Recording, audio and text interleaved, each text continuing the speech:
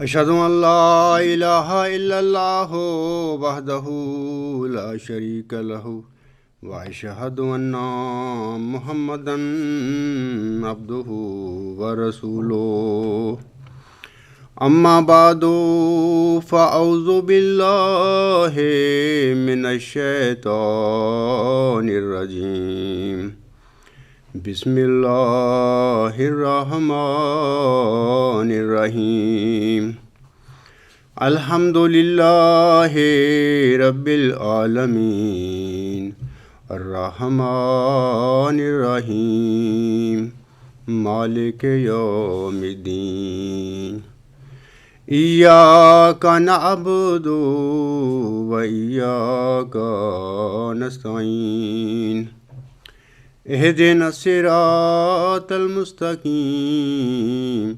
صراط الذین انعمت علیہم صراط الذین انعمت علیہم غیر المغضوب علیہم ولا الضالین کل آمن باللہ وملائکتہ وکتبہ ورسلہ لا نفرق بین احد من رسلہ وقالوا سمعنا وأطعنا غفرانک ربنا وإلیک المصیر لا یکلف اللہ نفسا الا وسعها لہا ما کسبت وإلیہا ما اکتسبت ربنا لا تؤاخذنا ان نسینا او اخطأنا ربنا ولا تحمل علينا إصرا كما حملته على الذين من قبلنا ربنا ولا تحملنا ما لا طاقة لنا به واعف عنا واغفر لنا وارحمنا انت مولانا فانصرنا على القوم الكافرین۔ اس وقت میں ہمارے جلسہ سالانہ کے آخر پہ اختتامی کچھ باتیں آپ سب سے کروں گا۔ تو اس سلسلے میں سب سے پہلے تو میں بتاتا ہوں کہ مجھے ایک میرے ہی عزیز ہیں قریبی، ان کی طرف سے ایک سوال موصول ہوا تھا۔ آج میں اس سیشن میں، اختتامی سیشن میں، اس سوال کے جواب جو ہیں وہ آپ کے آگے رکھوں گا۔ سوال یہ ہے کہ مجھ سے کیا گیا ہے کہ اگر آپ موعود مسیح ابن مریم ہیں تو پھر آپ دجال کو کس طرح قتل کریں گے؟ تو اس سلسلے میں آپ سے کہتا ہوں کہ حضرت عباس رضی اللہ تعالیٰ عنہ سے مروی ہے کہ آن حضرت صلی اللہ علیہ وسلم نے فرمایا کہ وہ امت کیسے ہلاک ہو سکتی ہے جس کے اول میں ہوں؟ آخر پہ مسیح عیسیٰ ابن مریم ہوں گے اور درمیان میں مہدی ہوں گے۔ اور بھی بہت ساری روایتیں ہیں جس میں آسم نے یہ جو ارشاد ہے امت کو بتایا ہے، اس میں فرمایا ہے حضور صلی اللہ علیہ وسلم نے۔ اب سوال یہ ہے کہ جو سوال مجھ سے کیا گیا ہے، یہ جو آسم کا میں نے ارشاد پڑھا ہے، اس میں مسیح عیسیٰ ابن مریم کی جو خبر دی ہے آسم نے، اسی کی طرف اشارہ ہے اس سوال میں، اور اسی کے متعلق آسم نے فرمایا بھی ہے کہ وہ جب آئے گا تو وہ دجال کو قتل کرے گا۔ تو میں ان کے سوال کے سلسلے میں عرض کرتا ہوں کہ پہلے تو یہ یاد رکھیں کہ یہ جو دجال ہے نا آسم نے جس کا متعلق فرمایا ہے، اور اس کا گدھا، اس کے متعلق بھی آسم نے ارشاد فرمایا اپنے پاکیزہ اور مبارک کلمات میں، اور پھر مسیح عیسیٰ ابن مریم کی جو بات کی ہے آسم نے اس سلسلے میں یاد رکھیں کہ مسیح عیسیٰ ابن مریم کی بھی بات ثابت ہوتی ہے، پیدا ہوتی ہے کہ وہ مریم کا بیٹا کون ہوگا۔ میں آپ لوگوں کو بتاتا ہوں کہ یہ دجال اور اس کا گدھا اور یہ جو مریم ہے اور یہ اس کا جو بیٹا ہے ابن مریم، یہ سارا آسم کا جو کلام ہے یہ سارا تمثیلی کلام ہے۔ یاد رکھیں، کبھی بھی ذہن میں نہ لائیں کہ آسم نے جو ظاہری الفاظ ہیں اس پہ ہم اس کو لگائیں، چسپاں کریں اور اس کے مطابق آسم کی پیشگوئیوں کو سمجھنے کی کوشش کریں۔ یہ سارا آسم کا جو کلام ہے یہ تمثیلی کلام ہے۔ اب ہمیں تو پتہ نہیں آسم کو کیا دکھایا گیا اللہ تعالیٰ نے، ہمارے سب رب نے تو کیا دکھایا، کیا وہ نظارے تھے جو آسم نے دیکھے اور اس کو دیکھ کر آسم نے امت کو یہ بشارتیں دی۔ تو بہرحال یہ جو سارے بشارتیں ہیں آسم کی، یہ تمثیلی کلام پر منحصر ہیں۔ تو اس سلسلے میں آپ لوگوں کو بتاؤں گا کہ یہ کیسے تمثیلی کلام ہے، اس سلسلے میں آپ لوگوں کو بتاتا ہوں۔ تو جو یہ باتیں بتاؤں گا تو پھر جو ہمارے عزیز ہیں ان کا جو سوال ہے اس کا بھی جواب اس میں آ جائے گا۔ پہلے تو یاد رکھیں کہ دجال کا جو گدھا ہے وہ کیا ہے، what is the reality of the donkey of دجال۔ دجال کے متعلق آسم نے لفظ استعمال فرمایا اپنے کلام میں حمار عربی میں گدھے کو کہتے ہیں۔ یقیناً آسم نے جو نظارے وہ دیکھے ہوں گے اس میں آسم کو اللہ تعالیٰ نے دکھایا ہوگا کسی زمانے کی گدھا۔ آپ جانتے ہیں گدھا کا کیا مصرف کیا ہوتا ہے؟ گدھا بار برداری کے کام آتا ہے، سامان اٹھاتے ہیں ایک جگہ سے دوسری جگہ پر اور اس پر سواری بھی کرتے ہیں۔ اس زمانے میں بھی کرتے ہوں گے لوگ، یعنی عرب میں یہ عام جو جانور ہے بار برداری کے لیے استعمال ہوتا تھا۔ تو آسم کو جو یہ کشفی نظارے دکھائے گئے آخری زمانے کے، تو اس میں آسم کو یقیناً یہ چیزیں دکھائی گئی تھیں کہ جن پر یہ بار برداری کے ہی جو ہیں جدید دور کے یہ جو ایجادیں ہیں اور ایسی پیدا ہو چکی ہیں سواری کے جن پہ ہم کرتے ہیں اور جو ہمارے بار برداری کے کام آتے ہیں چیزیں، وہ ایجاد ہو چکی ہیں اور یہی دکھائیں گی ہوں گی آسم کو اس نظاروں میں۔ تو چونکہ آسم نے دیکھ کے سمجھ لیا کہ یہ تو وہی چیز ہے کہ جو اس زمانے میں حمار ہوتا ہے، کہ یعنی اس پہ لوگ سواری بھی کرتے ہیں، دکھائے ہوں گے آسم کو کہ سامان بھی بڑے بڑے سامان ان پر لدے ہوئے ہوں گے، بھی یہ چیزیں تو وہ ہیں۔ تو آسم نے پھر اس سواری جو ہے دجال کی، اس کے متعلق حمار کا لفظ استعمال فرمایا۔ اب بڑی ناسمجھی کی بات ہے، ہمارے بہت سارے مسلمان بھائی سارے وہ ابھی تک وہ اس کو نہیں جان سکے، وہ ویسے ہی in the real sense of حمار، in the real sense of گدھا وہ بیٹھے ہوئے ہیں کہ وہ گدھا ہوگا کوئی۔ نہیں، ایسی بات نہیں ہے۔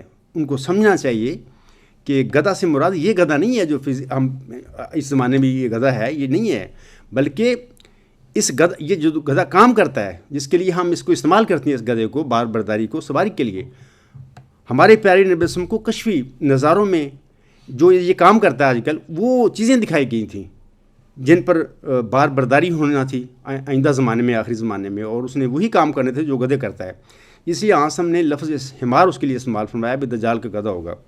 یہ بات یاد کریں، اس کو ریئل سینس میں نہیں لینا کہ یہ گدھا ہوگا، ایسی کوئی بات نہیں۔ دوسری بات یہ ہے کہ اس گدھے کا جو سواری کے آسم نے دیکھے کشفی حالات میں، اس کی وجہ یہ ہے کہ آسم کو وہ ساری چیزیں دکھائے گی۔ میں سناتا ہوں آپ لوگوں کو کہ وہ چیزیں بتا رہی ہیں کہ وہ جو آسم کو دکھایا گیا کشفی نظاروں میں، تو وہ یہ جو گدھا ہے جو حمار ہے، یہ تو اس کے کام نہیں ہے، وہ کوئی اور چیزیں ہیں۔ مثال کے طور پر آسم فرماتے ہیں اپنی روایات میں بھی گدھا آگ کھائے گا۔ یہ جو گدھا ہے یہ تو آگ نہیں کھاتا، وہ گدھا جو آسم نے انڈیکیٹ کیا ہے اپنی ارشادات میں، وہ تو آگ کھائے گا۔ دوسری یہ کہ آسم فرماتی ہیں اس کے پیٹ میں سواریاں بیٹھیں گی اور اس کے پہلو میں کھڑکیاں ہوں گی۔ اب یہ جو گدھا ہے جو ہمارے ہے، یہ تو حمار میں تو نہیں نا پیٹ میں سواریاں بیٹھ سکتی ہیں، پھر پہلو میں کھڑکیاں میں نہیں، یہ تصورات نہیں ہیں۔ میں یہ باتیں اس لیے کہہ رہا ہوں سمجھانے کے لیے کہ وہ جو دجال کا گدھا ہے اور وہ دجال ہے، اس کی حقیقت سمجھنے چاہیے ہمیں۔ اور اس کے بعد وہ جو مسیح عیسیٰ ابن مریم ہے، پہلے مسیح عیسیٰ ابن مریم سے بھی مریم کا پتہ لگنا چاہیے ہمیں کہ وہ مریم کیا ہے، اس کے بعد میں بات کروں گا۔ ابھی میں دجال اور اس کے گدھے کی بات میں کر رہا ہوں۔ اچھا، آنسا فرماتے ہیں آگے پیٹ کے اندر روشنیاں جل رہی ہوں گی. گدھے جو ہے، جو یہ عام حمار ہے، اس میں تو نہیں روشنیاں جلتی. تو وہ آنسا فرماتے ہیں وہ گدھا اتنا تیز رفتار ہوگا کہ وہ مہینوں کا سفر دنوں اور گھنٹوں میں طے کرے گا. یہ اپلائی نہیں کر سکتے ہم ان گدھوں پہ جو عام دنیا میں گدھا جس کو کہتے ہیں اپلائی کرتے ہیں نام، وہ اس پہ نہیں یہ باتیں اپلائی ہو سکتی ہیں. آنسا فرماتی ہیں اس کی چھلانگ اتنی لمبی ہوگی کہ اس کا ایک قدم مشرق میں ہوگا تو دوسرا مغرب میں. پھر آنسا فرماتے ہیں اور بادلوں سے اوپر اڑے گا. پھر آنسا فرماتے ہیں اس کے کانوں کے درمیان 70 با کا فاصلہ ہوگا. یہ جو فاصلہ ہے یہ ایک با ہے عربی میں نا، تو 70 با کا فاصلہ ہوگا اس کے کانوں کے درمیان. آگے آنسا فرماتے ہیں اس کے کھڑے ہونے کے اسٹیشن ہوں گے. اور پھر آنسا فرماتے ہیں سمندر میں بھی چلے گا اور اس پر خوراک کے پہاڑ لدے ہوں گے، لیکن گھٹنوں سے نیچے نہیں ڈوبے گا. دیکھو یہ جو آنسا میں فرمایا ہے وہ بڑا عظیم گدھا ہے. کوئی یہ گدھا نہیں، یہ تو جو ہم جس پر سواری کرتے ہیں عام لوگ، تو یہ وہ گدھا نہیں ہے. وہ بڑا عظیم گدھا ہے جو آنسا نے دیکھا اپنے نظاروں میں، اللہ نے دکھایا. تو پھر آنسا نے اس کے لیے لفظ استعمال فرما دیا حمار. دجال کا جو حمار ہوگا تو اس کی یہ علامتیں آنسا نے جو فرمائی ہیں یہ ہمیں بتا رہی ہیں کہ اس سے کوئی اور چیز ہے مراد دجال کے گدھے سے. دوسری میں آپ لوگوں کو بتاتا ہوں کہ یہ جو دجال کا گدھا ہے نا، میں سمجھتا ہوں کہ حضرت بانی جماعت الاسلام کی جو جماعت ہے، ہم احمدی لوگ ہیں، ہم لوگوں کو آخری زمانے کے جو مہدی علیہ السلام تھے ان کو قبول کرنے کی اور ان پر ایمان لانے کی توفیق بخشی، اور اس سے ہم روحانی مائدہ اور روحانی علوم سے ہمیں اس نے بھر دیا. اور یہ جو دجال کا گدھا ہے، دجال وغیرہ کافی حد تک ہم لوگ جو جانتے ہیں، احمدی جو لوگ ہیں وہ جانتے ہیں. لیکن اس معاملے میں جو ہمارے مسلمان بھائی ہیں نا، وہ بیچارے ابھی تک ان کو سمجھ نہیں آئی. میں یہ باتیں کر رہے ہیں ان کے لیے کر رہا ہوں کہ نہیں، یہ جو انڈیکیشن دی ہیں آنسا نے وہ دجال کے گدھے کے بارے میں، ان پر غور کرو. گدھا جو ہے حمار، اس پر نہ پکڑ لو. وہ جو آنسا نے اس کی علامتیں بتائیں گے، وہ کیا کیا کرے گا وہ آپ کو بتا دے گا، آپ پر کھلے گا کہ وہ ایک کنسیپٹ ہے، وہ کیا ہو سکتا ہے. وہی دجال کا گدھا ہوگا، وہی دجال کی سواری ہوگا. تو یہ جو ہمارے مسلمان بھائی ہیں، اللہ تعالیٰ ان کو بھی یہ چیزیں سمجھنے کی توفیق بخشے، تاکہ یہ جو دینی خبریں ہیں آخری زمانے کے متعلق آنسا کی، اس کے مطابق پھر ساری امت جو ہے بڑی طاقت سے اور بڑے نظم و ضبط کے ساتھ دین اسلام کے غلبے کے لیے کوششیں کریں. اچھا، آگے میں کرتا ہوں بات پھر دجال کیا ہے. آنسا نے جو دجال کے متعلق فرمایا ہے، دجال کے متعلق بھی یہ یاد رکھیں کہ اس کی حقیقت یہ ہے کہ وہ کوئی بظاہر آنسا کی باتوں سے لگتا ہے کہ وہی جیسے شخص ہوتا ہے کوئی، بس وہ یہ کرے گا وہ کرے گا. وہ ایسی بات نہیں ہے، کوئی انسان نما بندہ نہیں ہے. جیسے کہ ہمارے وہی مسلمان بھائی کو بہت بڑا انسان دیو جن قسم کا وہ سمجھے بیٹھے ہیں. بڑے بڑے عالموں کو میں نے سنا ہے کہ وہ اپنی تقریروں میں کہتے ہیں، بڑے بڑے عالم، بڑے بڑے پڑھے لکھے انسان، وہ ابھی اسی پر وہ قائم ہے، بتاتے ہیں. امتی جب ان سے سوال کرتے ہیں مسلمان کے بھی ہمیں دجال کی حقیقت بتاؤ، وہ یہی بتاتے ہیں کہ جناب وہ بہت بڑا، میں سنا ہے، میں بہت بڑا سمجھتا ہوں کہ جن قسم کا وہ بڑا آدمی ہوگا. ایسی ہرگز کوئی بات نہیں، وہ انسان نہیں ہوگا. یہ انسان کی بات نہیں کہے گی جیسے دجال کے گدھے کی بات ہے، وہ ایک تمثیلی بات ہے. ایسے ہی دجال کے متعلق بھی آنسا کا یہ کلام تمثیلی کلام ہے. اس سے مراد کوئی انسان نہیں ہے یا کوئی بڑا انسان، جن قسم کی ایسی باتیں نہیں ہیں، بلکہ یاد رکھیں کہ یہ جو مسیحی اور یہودی بڑی دو قومیں ہیں، اور یہ ہی دجالی فتنہ ہے اصل میں. اور اگر ہم غور سے دیکھیں تو ان قوموں نے ہی، دجالی قوموں نے ہی آخری زمانے میں یہ جس میں سواریوں کی طرف بات کر کے ابھی آیا ہوں، وہ ان کی ایجادیں ہی ہیں اور ان کے پروگرام ہی ہیں، اور بڑے نظم و ضبط کے ساتھ اس دنیا پر تقریباً کافی حد تک کامیاب ہیں، مطلب کہ ان کو دنیا پر چھائے ہوئے بھی ہیں. اور ان کی بنیاد جھوٹ پر ہے. یہ جھوٹ ہے، جھوٹ کے نمائندے ہیں، اور یہی دجالی اصل فتنہ ہے. تو یاد رکھیں کہ دجال کو کوئی ایسی بات نہ سمجھیں کہ کوئی بہت بڑا انسان ہوگا وہ یہ کام کرے گا. اچھا، یہ بھی یاد رکھیں کہ آنسا نے کسی ایک دجال کی بات نہیں ہے، آسم نے اپنے بعد 30 دجالوں کا ہمیں خبر دی ہے، ایک نہیں 30 ہوں گے، جیسے کہ میں وہ آپ کو پڑھ کے سناتا ہوں۔ آسم فرماتے ہیں لا تقم الساعۃ حتی یبعث دجالون کذابون قریب من الثلاثین کلہم یزعم انہ رسول اللہ۔ آسم فرماتے ہیں کہ رسول اللہ صلی اللہ علیہ وسلم نے فرمایا قیامت قائم نہ ہوگی یہاں تک کہ قریب 30 کے دجال جھوٹے پیدا ہوں گے، ہر ایک یہ کہے گا میں اللہ کا رسول ہوں۔ یہ آسم کی روایت ہے۔ اور پھر یہ بھی سمجھ لیں کہ دجال کا لفظ جو ہے دجل سے نکلا ہے۔ دجل کے معنی ہوتے ہیں جھوٹ اور فریب، اور دجال جو اس سے نکلا ہے لفظ، اس کا معنی ہے کہ بہت فریب دینے والا، بہت جھوٹا انسان تو نہیں ہم کہہ سکتے، اور جو بھی جس پہ اپلائی ہوگا دجال کا لفظ پھر جھوٹا ہوگا وہ۔ تو اگر قوم میں ہوں گی وہ، تو اس پہ ہم دجال کہیں گے ان کو، کیونکہ وہ کام کر رہے ہوں گے وہ جھوٹ کے، فریب کے، لوگوں کو فریب دیں گے اور جھوٹ بولیں گے، تو اس لیے وہ دجال کہلائیں گے، اور ان کا سب کا فتنہ جو ہوگا، جو ان کا مشن ہوگا وہ دجالی فتنہ ہوگا۔ تو یہ تو دجال کی حقیقت ہے۔ اور یہ بھی یاد رکھیں کہ 30 دجال جو ہیں، ایک محاورہ ہے عام طور پر کہ لکل دجال عیسیٰ۔ کل ایک سوال مجھ سے ہوا تھا کہ مسیح عیسیٰ ابن مریم کی ایک ہیں دو ہیں، تو اس حصے میں جب ہم حضرت مرزا صاحب سامنے فرمایا ہے، ازالہ وہام میں ان کا یہ بات ہے، انہوں نے فرمایا ہے جب اس زمانے میں آپ علیہ السلام سے یہ سوال ہوا کہ اگر آپ عیسیٰ ابن مریم ہیں تو دجال آپ کے مقابلے میں کون ہے، کیونکہ عیسیٰ نے تو دجال کو مارنا ہے، جو عام طور پر کنسیپٹ ہے مسلمانوں میں۔ تو حضور صاحب نے یعنی حضرت مرزا غلام صاحب نے فرمایا تھا کہ آسم کی حدیث کے مطابق 30 دجال کا آنا ضروری ہے امت میں قیامت تک۔ اور پھر انہوں نے فرمایا کہ لکل دجال عیسیٰ، ہر دجال کے لیے اس محاورے کے مطابق، اس مثل کے مطابق عیسیٰ بھی ہونا چاہیے۔ تو حضور صاحب نے فرمایا تھا 30 عیسیٰ بھی پھر ہونے چاہیے۔ تو میں آپ لوگوں کو بتاتا ہوں کہ یہ جو 30 دجال ہیں امت میں آنے قیامت تک، اور یہ بھی آسم نے فرمایا ہر کہے گا کہ میں اللہ کا رسول ہوں، جبکہ وہ جھوٹا ہوگا۔ یہ بھی یاد رکھیں کہ بالکل دو دجال ہوں گے، وہ کہیں گے یہ باتیں لیکن ہوں گے وہ جھوٹے۔ لیکن یہ بھی یاد رکھیں کہ آسم نے فرمایا ہے کہ وہ امت کیسے ہلاک ہوگی جس کے اول میں آخر پہ عیسیٰ بن مریم اور درمیان میں مہدی ہوں گے، اور آسم کے بعد قیامت تک ان وجودوں کا بھی آنا ضروری ہے۔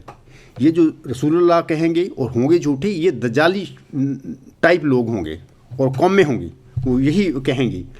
لیکن قیامت تک آسم کے بعد یہ جو بزرگ ہیں آسم نے فرمایا ہے یہ بھی آئیں گے اور وہ صادق ہوں گے۔ اور ایک اور حدیث جو آسم نے فرمائی ہے، ان اللہ یبعث لہذہ الامت علی راس کل مئۃ سنۃ من یجدد لها دینہا، یعنی ہر صدی کے سر پر، اس کے سر پر اللہ تعالیٰ امت محمدیہ میں تجدید کے لیے کوئی شخص مبعوث فرمایا کرے گا۔ اس کے متعلق وہ سچا آدمی تو ہر صدی پر آئے گا۔ یہ جو آسم نے فرمایا نا کہ وہ دجال جب آئیں گے ان میں سے ہر ایک کہے گا کہ میں اللہ کا رسول ہوں، وہ دجال کہیں گے، جھوٹے ہوں گے وہ۔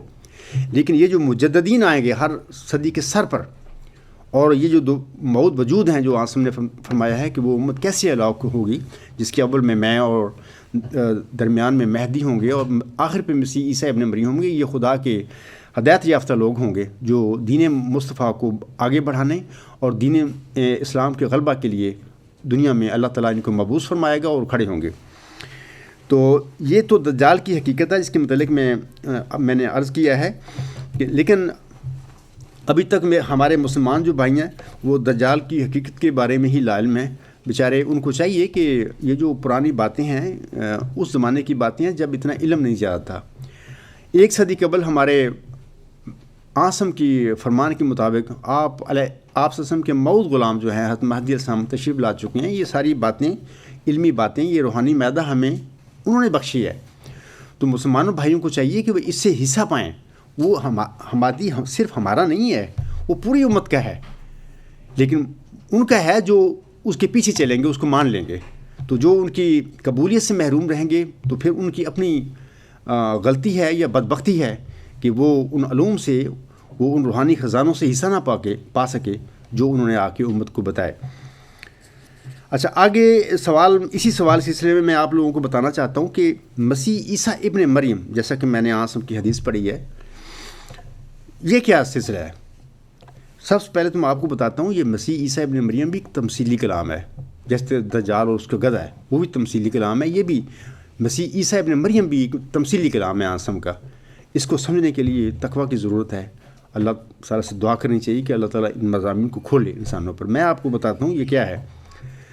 عالم اسلام میں اب تک بھی، جبکہ 1 صدی قبل حضرت بانی جماعت اسلام نے سب کچھ سمجھایا ہے، لیکن ان کی سمجھ میں بات نہیں آئی، وہ ابھی تک وہ اسی بات پر ڈٹے ہوئے ہیں، چونکہ یہ پیدائشی عقیدے ہیں، امت میں آ چکے، نسل در نسل، صدی در صدی دماغوں میں بیٹھے آ رہے ہیں، اور ان کو چھوڑنا بڑا مشکل ہے۔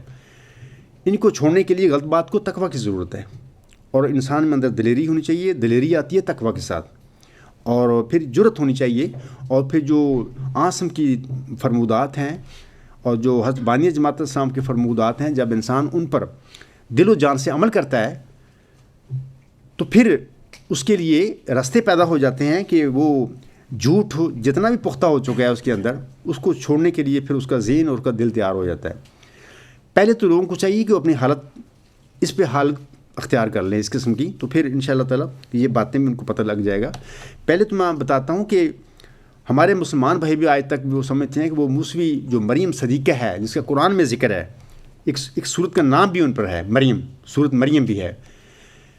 مسیح عیسیٰ ابن مریم، یہ جو مریم ہے وہ مریم نہیں ہے جو لا علمی میں ہمارے مسلمان بھائی ابھی تک وہ سمجھے بیٹھے ہوئے ہیں، وہ اس مریم کا وہ بیٹا نہیں ہے، نہ وہ مریم مراد ہے، وہ تو موسوی زمانے کی اس امت میں ایک مریم تھی صدیقہ، اور اس کے ساتھ پھر جو بھی ہوا جو صورت مریم میں ہے، اور جگہ پہ بھی کافی ذکر ہے اس مریم کا، اس کو ایک ذکی غلام ملا، اور اس کو اللہ تعالیٰ نے کہا کہ اس کا نام مسیح عیسیٰ ابن مریم ہے، صورت آل عمران میں ہے۔ وہ جو مریم ہے موسوی امت میں آنے والے حضرت محمد صلی اللہ علیہ وسلم کی جو بشارت ہے امت کے لیے، اس میں جس مسیح عیسیٰ ابن مریم کی ذکر ہے، وہ نہ وہ مسیح عیسیٰ ہے، وہ موسوی سلسلے میں جو آئے تھے، نبی اور رسول تھے بنی اسرائیل کی طرف، صاحب کتاب، وہ نہیں مراد، نہ وہ مریم مراد ہے کہ جو موسوی سلسلے میں ایک نیک اور انتہائی متقی خاتون تھی، جس کو اللہ تعالیٰ نے پھر ایک بچہ دیا، اس کو کہا کہ یہ ذکی غلام ہے، اس کا نام بھی وہ مریم مراد نہیں ہے۔ عاصم کی اس بشارت میں یاد رکھیں کہ محمدی مریم کا ذکر ہے۔ یہ مسلمان بھائیوں کو زیادہ چاہیے توجہ دیں اس بات پہ، وہ مریم ذہن میں نکال دیں، تمثیلی کلام ہے عاصم کا، یہ تمثیلی ہمیں نہیں لینا چاہیے، ہم ظاہر پہ لے کے غلطی کر کے بیٹھے ہوئے ہیں۔ پہلے تو غلطی ہو گئی، اب سمجھ لیں اس بات کو کہ محمدی مریم کا یہاں پر کوئی ذکر ہے کہ محمدی مریم آنے والی تھی امت میں۔ وہ کون ہے محمدی مریم؟ یاد رکھیں کہ وہ حضرت مہدی علیہ السلام ہی وہ محمدی مریم ہیں، جن کو اللہ تعالیٰ نے وہ محمدی مریم کا مقام و مرتبہ بخشا، اور بخشنا تھا کیونکہ اسی مریم کی دعا اور اس کی توجہ سے، اس کی روحانی وجود سے ایک اور روحانی وجود پیدا ہونا تھا، وہ ابن مریم ہے۔ اس کی روحانی دعا، اس کی توجہ کی وجہ سے بطور نشان اس کو ملنے والا وجود، اس کی وجہ سے پیدا ہونے والا وہ ابن مریم مسیح ہے۔ تو اللہ تعالیٰ نے حضرت بانی جماعت علیہ السلام کو بہت سارے القاب دیے، نام دیے، مقام و مرتبے دیے۔ مثلاً وہ ایک فرماتے ہیں شعر میں کبھی آدم، کبھی موسیٰ، کبھی یعقوب ہوں، نیز ابراہیم ہوں، نسلیں ہیں میری بے شمار۔ تو وہ سارے نبیوں کے نام دیے اللہ تعالیٰ نے انہیں، کیونکہ سارے نبیوں کے مقام و مرتبہ ان کے وجود میں اللہ نے پورا کر دیا ہے۔ ایک الہام ہے خدا کا پہلوان نبیوں کے لباس میں، تو یہ جو نبیوں کے لباس میں تھا، بلکہ ذیلی طور پر محمد اور احمد، اللہ نے اس کو یہ بھی مقام بخشا۔ اب میں آپ کو بتاتا ہوں کہ وہ مقام تو بڑے ہیں نبیوں کے، لیکن ایک ایسے انسان کو پھر مریم مقام دینے کی حکمت کیا تھی؟ براہین ابنیہ اگر پڑھو گے تو وہاں پہ اللہ تعالیٰ نے مخاطب کر کے فرمایا ہے کہ اے مریم، تو اور تیرا ساتھی جنت میں داخل ہو جاؤ۔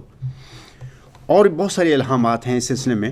میری کتاب غلام مسیح الزمان کے شروع ہونے سے پہلے جو تعارف ہے، اس میں وہ سارے الہامات آپ پڑھ سکتے ہیں، باقاعدہ ساری وہ باتیں جو صورت مریم میں جب اس کو ذکی غلام دیا گیا، تو پھر وہ جو اللہ نے ان پر الہام نازل فرمائی تھیں، وہ جو اس نے باتیں کہی تھیں مریم نے کہ یہ بات ہونے سے پہلے اچھا تھا کہ میں مر جاتی، یا یہ ہے کہ اے مریم تو کھجور کی ٹہنی کو پکڑے پھیلا، اس میں تازہ کھجوریں گریں گی، وہ کھا وغیرہ وغیرہ، اور یہ بھی کہ اے مریم تیرا باپ تو اتنا غلط نہیں تھا.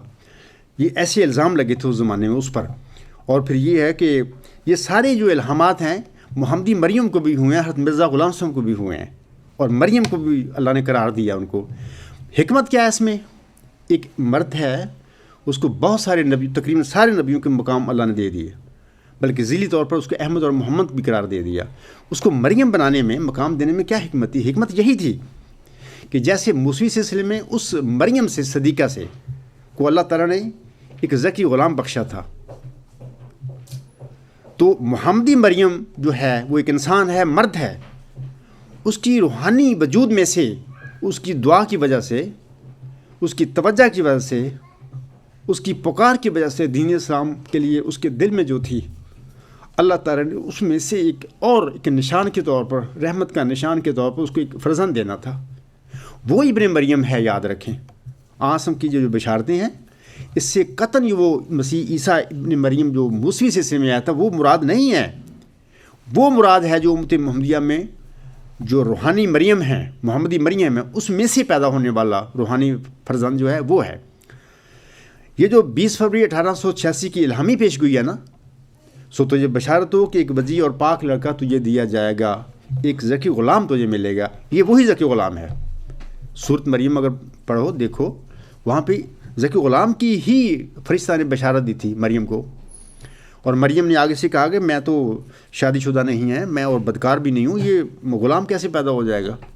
فرشتہ نے جواباً کہا کہ اے مریم جو تو نے کہا ٹھیک ہے، تو شادی شدہ بھی نہیں ہے، تو بدکار بھی نہیں ہے، لیکن جو اللہ نے کہا ہے وہ کہہ رہا ہے کہ وہ ہوگا، کیونکہ اس کے پاس طاقتیں ہیں، کن فیکون کی ہیں، اور یہ جو ذکی غلام ہے تجھے ضرور ملے گا. بال پھر وہ ذکی غلام کے گھر میں پیدا ہوا، تو اس کو اللہ نے مسیح عیسیٰ ابن مریم کا نام دیا. یہ ساری تفصیل قرآن کریم میں موجود ہے.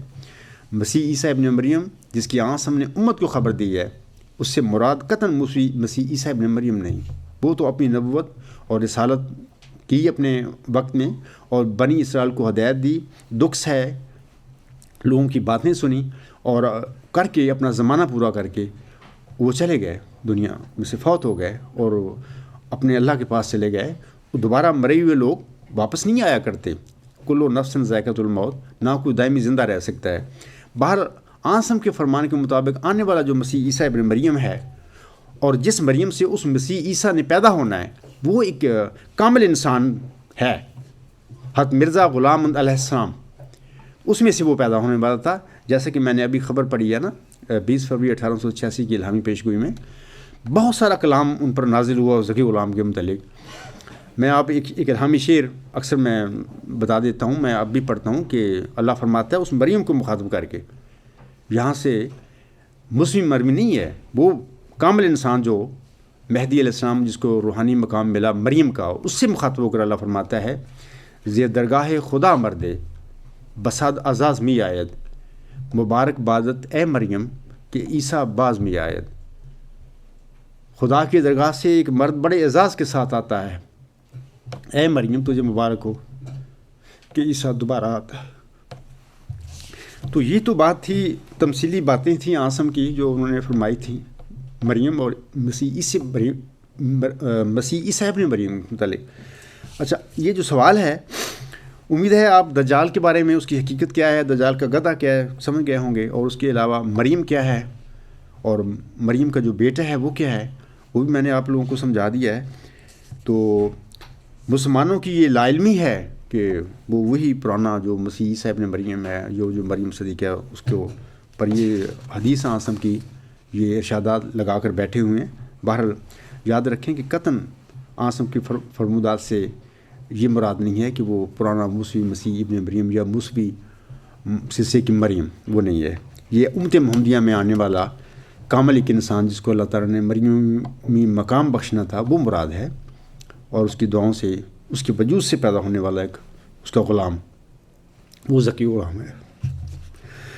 باقی جو سوال ہے اس میں یہ بات کہی گئی ہے کہ اگر آپ موعود مسیح ابن مریم ہیں تو پھر آپ دجال کو کیسے قتل کریں گے؟ یہ بھی عاصم کی ایک حدیث ہے، اور اس میں عاصم نے فرمایا تھا کہ وہ مسیح عیسیٰ ابن مریم دجال کو قتل کریں گے۔ دجال کو تو آپ کو پتہ ہوگا، یہ دجالی قومیں ہیں، یہ مسیحی قومیں، یہ یہودی قومیں جو ہیں اس وقت دنیاوی ترقی پر کے عروج پر ہیں، اور یہ موجودہ ایجادات یا سائنس کے یہی بانی بھی ہیں، اور یہ کرنے والے بھی ہیں، یہ ٹیکنالوجی میں یہی لوگ آگے ہیں۔ تو یہ جو ان کے جھوٹے عقائد ہیں، مثلا مسیح عیسیٰ ابن مریم کو وہ اللہ کا بیٹا کہتے ہیں، یہ بھی جھوٹ ہے۔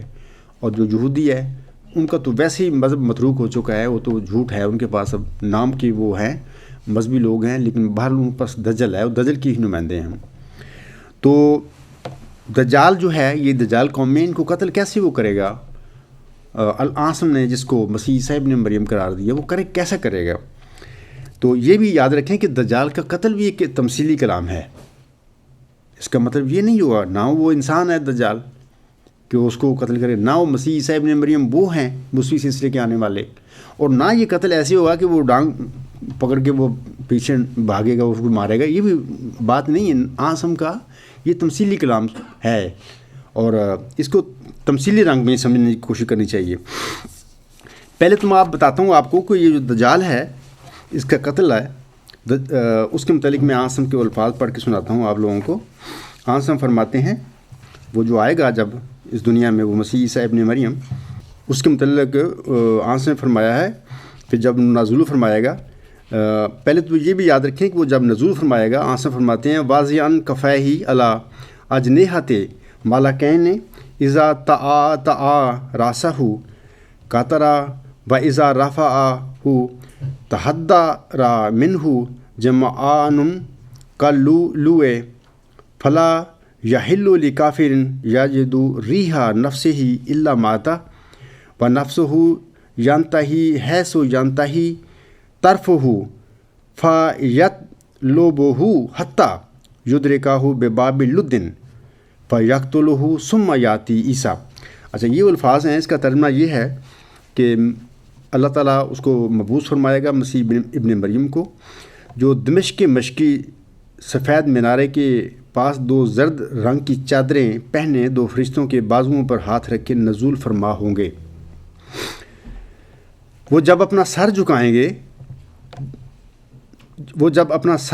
گے تو اس سے قطرے گریں گے، جب وہ سر اٹھائیں گے تو وہ قطرے موتیوں کی طرح سفید نظر آئیں گے۔ جس کافر تک ان کے سانس کی گرمی پہنچے گی وہ وہیں ڈھیر ہو جائے گا، اور ان کے سانس کی گرمی اتنی دور تک پہنچے گی جہاں تک ان کی نظر جائے گی۔ پھر وہ دجال کی تلاش میں نکلیں گے اور باب لد پر اس کو جالیں گے اور اس کو قتل کر دیں گے۔ یہ الفاظ ہیں۔ تو میں آپ کو بتاتا ہوں کہ یہ جو دجال بھی ایک تمثیلی کلام ہے، اور اس کا جو قتل ہے وہ بھی ایک تمثیلی واقعہ ہے، اور مسیح عیسیٰ ابن مریم بھی وہ نہیں ہیں، یہ محمدی سلسلے میں پیدا ہونے والے مسیح ابن مریم ہیں۔ یہ میں نے باتیں آپ کو بتا دی ہیں۔ تو پھر یاد رکھیں کہ دجال کے قتل سے ایک اور حدیث بھی سن لیں۔ عاصم نے فرمایا ہے، یہ طبرانی الاوسط الصغیر سے یہ حدیث ہے۔ عاصم فرماتے ہیں خبردار ہو کہ عیسیٰ بن مریم یعنی مسیح موعود اور میرے درمیان کوئی نبی یا رسول نہیں ہوگا۔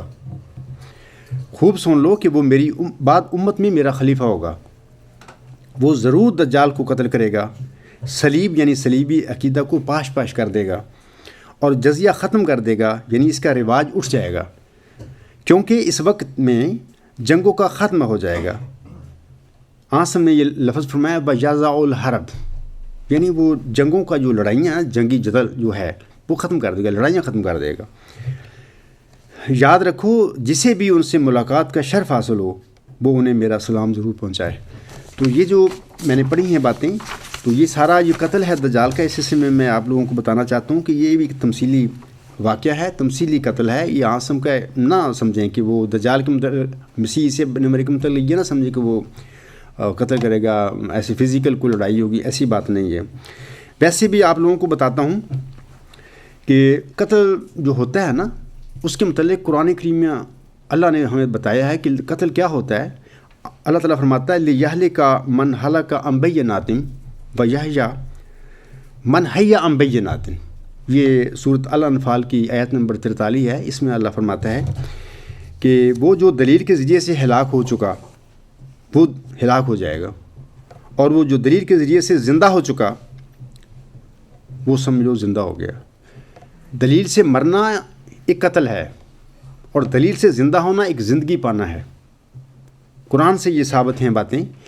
یہی بات جو دجال کا جو قتل ہے اسی پہ یہی آتی ہے بات کہ وہ کوئی نہ فزیکل بندہ ہے، اور مسیح عیسیٰ ابن مریم نے کوئی پھر فزیکلی اس کو نہیں جا کے مار دینا، بلکہ دلیل کے ذریعے اس دجالی فتنے کا قلقمہ ہے. جیسے کہ عاصم کے یہ الفاظ ہیں کہ جس کافر تک ان کی سانس کی گرمی پہنچے گی وہ وہیں ڈھیر ہو جائے گا. آپ خود سوچیں کہ ممکن نہیں ہے فزیکلی، ظاہری طور پر یہ الفاظ نہیں ہو سکتے. انسان آخر وہ انسان ہوگا مسیح عیسیٰ ابن مریم، یہ تو نہیں اس کا سانس جب چلے گا تو کافر جو ہیں منکر ہیں دجالی لوگ صاحب یہ فتنہ یہ ڈھیر ہوتے جائیں گے. نہیں ایسی نہیں بات. اس سے اور کچھ باتیں ثابت ہیں کہ وہ سانس کیا ہے جس سے کافر ڈھیر ہوں گے، وہ میں بعد میں بتاتا ہوں. اور پھر آگے آسان فرماتے ہیں کہ جہاں تک ان کی نظر جائے گی، مطلب کہ یہ سانس جو جہاں تک جائے گی اس سانس کا وہ مرتے جائیں گے. تو اور دجال کی تلاش کریں گے، وہ باب لط پر اس کو جا لیں گے، اس کو قتل کر دیں گے. تو بات یہ ہے کہ یہ جو قتل ہے دجال کا یہ دلیل کا قتل ہے، کوئی فزیکل قتل نہیں ہے. کیونکہ اگر میں ویسے بھی کہتا ہوں آپ لوگوں کو، آپ خود سوچیں کہ اس وقت امت محمدیہ کی جو حالت ہے 57 ملک ہیں، اجتماعی طور پر بھی اگر ہم ان کو دیکھیں تو ان کے پاس وہ جو حربے ہیں وار کے جنگ کے، وہ جو دجالی قوم ہیں ان سے تو ان کا مقابلہ نہیں کر سکتے. پھر بھی یہ جو لڑائی ہے فزیکل لڑائی ہوتی ہے، اس میں ہم کیسے کہہ سکتے ہیں کہ مسیح عیسیٰ ابن مریم اسی امت میں آئیں گے تو وہ ان کی اتنے جدید جو ان کا ساز و سامان ہے لڑائی کا، اس کا مقابلہ کر کے ان کو مار دیں گے. پہلی بات تو وہ ایک انسان نہیں ہے دجال، یہ فتنہ ہے ان قوموں کا، یہودی اور مسیحی قوموں کا. تو پھر مسلمان سارے بھی اکٹھے ہو جائیں تو وہ جنگی طور پر فزیکل لڑائی میں غالب نہیں ان پہ آ سکتے اکٹھے ہو کے بھی. مسیح عیسیٰ ابن مریم نے اکیلے نے بیچارے نے کیا کرنا ہے؟ اس کے ساتھ کچھ ساتھی ہوں گے، وہ کیا کریں گے بیچارے؟ اصل میں بات یہ ہے کہ یہ بات ہی نہیں ہے. وہ جو لڑائی ہے جس سے اس کی سانس سے یہ کافر مریں گے، وہ یہ سانس نہیں ہے جو انسان وہ لے گا، یا انسان ہم لیتے ہیں سانس، وہ سانس نہیں مراد اس سے. تو وہ کچھ اور چیز ہے، تو اس کے متعلق میں بتاتا ہوں بعد میں. تو یہ یاد رکھیں کہ وہ کوئی اور حربہ ہے جس کے ذریعے سے یہ دجالی فتنے کا کلا کما ہونا ہے، یہ دجال نے مرنا ہے، اور مرنا بھی لطف پہ ہی ہے. آج میں اس کے متعلق نہیں بتاؤں گا کیونکہ چیزیں بیفور ٹائم نہیں بات کرنی چاہیے. انشاءاللہ کوئی وقت آئے گا تو میں بتاؤں گا لطف سے کیا مراد تھی. یہ آج میں صرف اتنی باتیں بتاؤں گا کہ دجال، اس کی حقیقت، اس کا غزا، مریم اور اس کا بیٹا، اور اس کا قتل کیسے دجال کو ہوگا. یہ سوال میں بھی یہی باتیں پوچھی گئی ہیں، میں وہی دے رہا ہوں جواب. میں آپ لوگوں کو ایک اور بات بتانا چاہتا ہوں. ہمیں قرآن کریم میں اللہ تعالیٰ نے مسلمانوں کو جہاد کا حکم دیا ہے. عام طور پر اس کا بڑا غلط مطلب لے لیا گیا ہے امت میں نا. پہلے تو میں وہ آیات پڑھتا ہوں جس میں اللہ تعالیٰ فرماتا ہے وَجَاهِدُوا فِي سَبِيلِهِ لَعَلَّكُمْ تُفْلِحُونَ. اللہ فرماتا ہے کہ اور اس کی راہ میں کوشش کرو تاکہ تم کامیاب ہو جاؤ. جاہدو مینس کہ جہاد کرو، کوشش کرو، یہ کی بات ہے.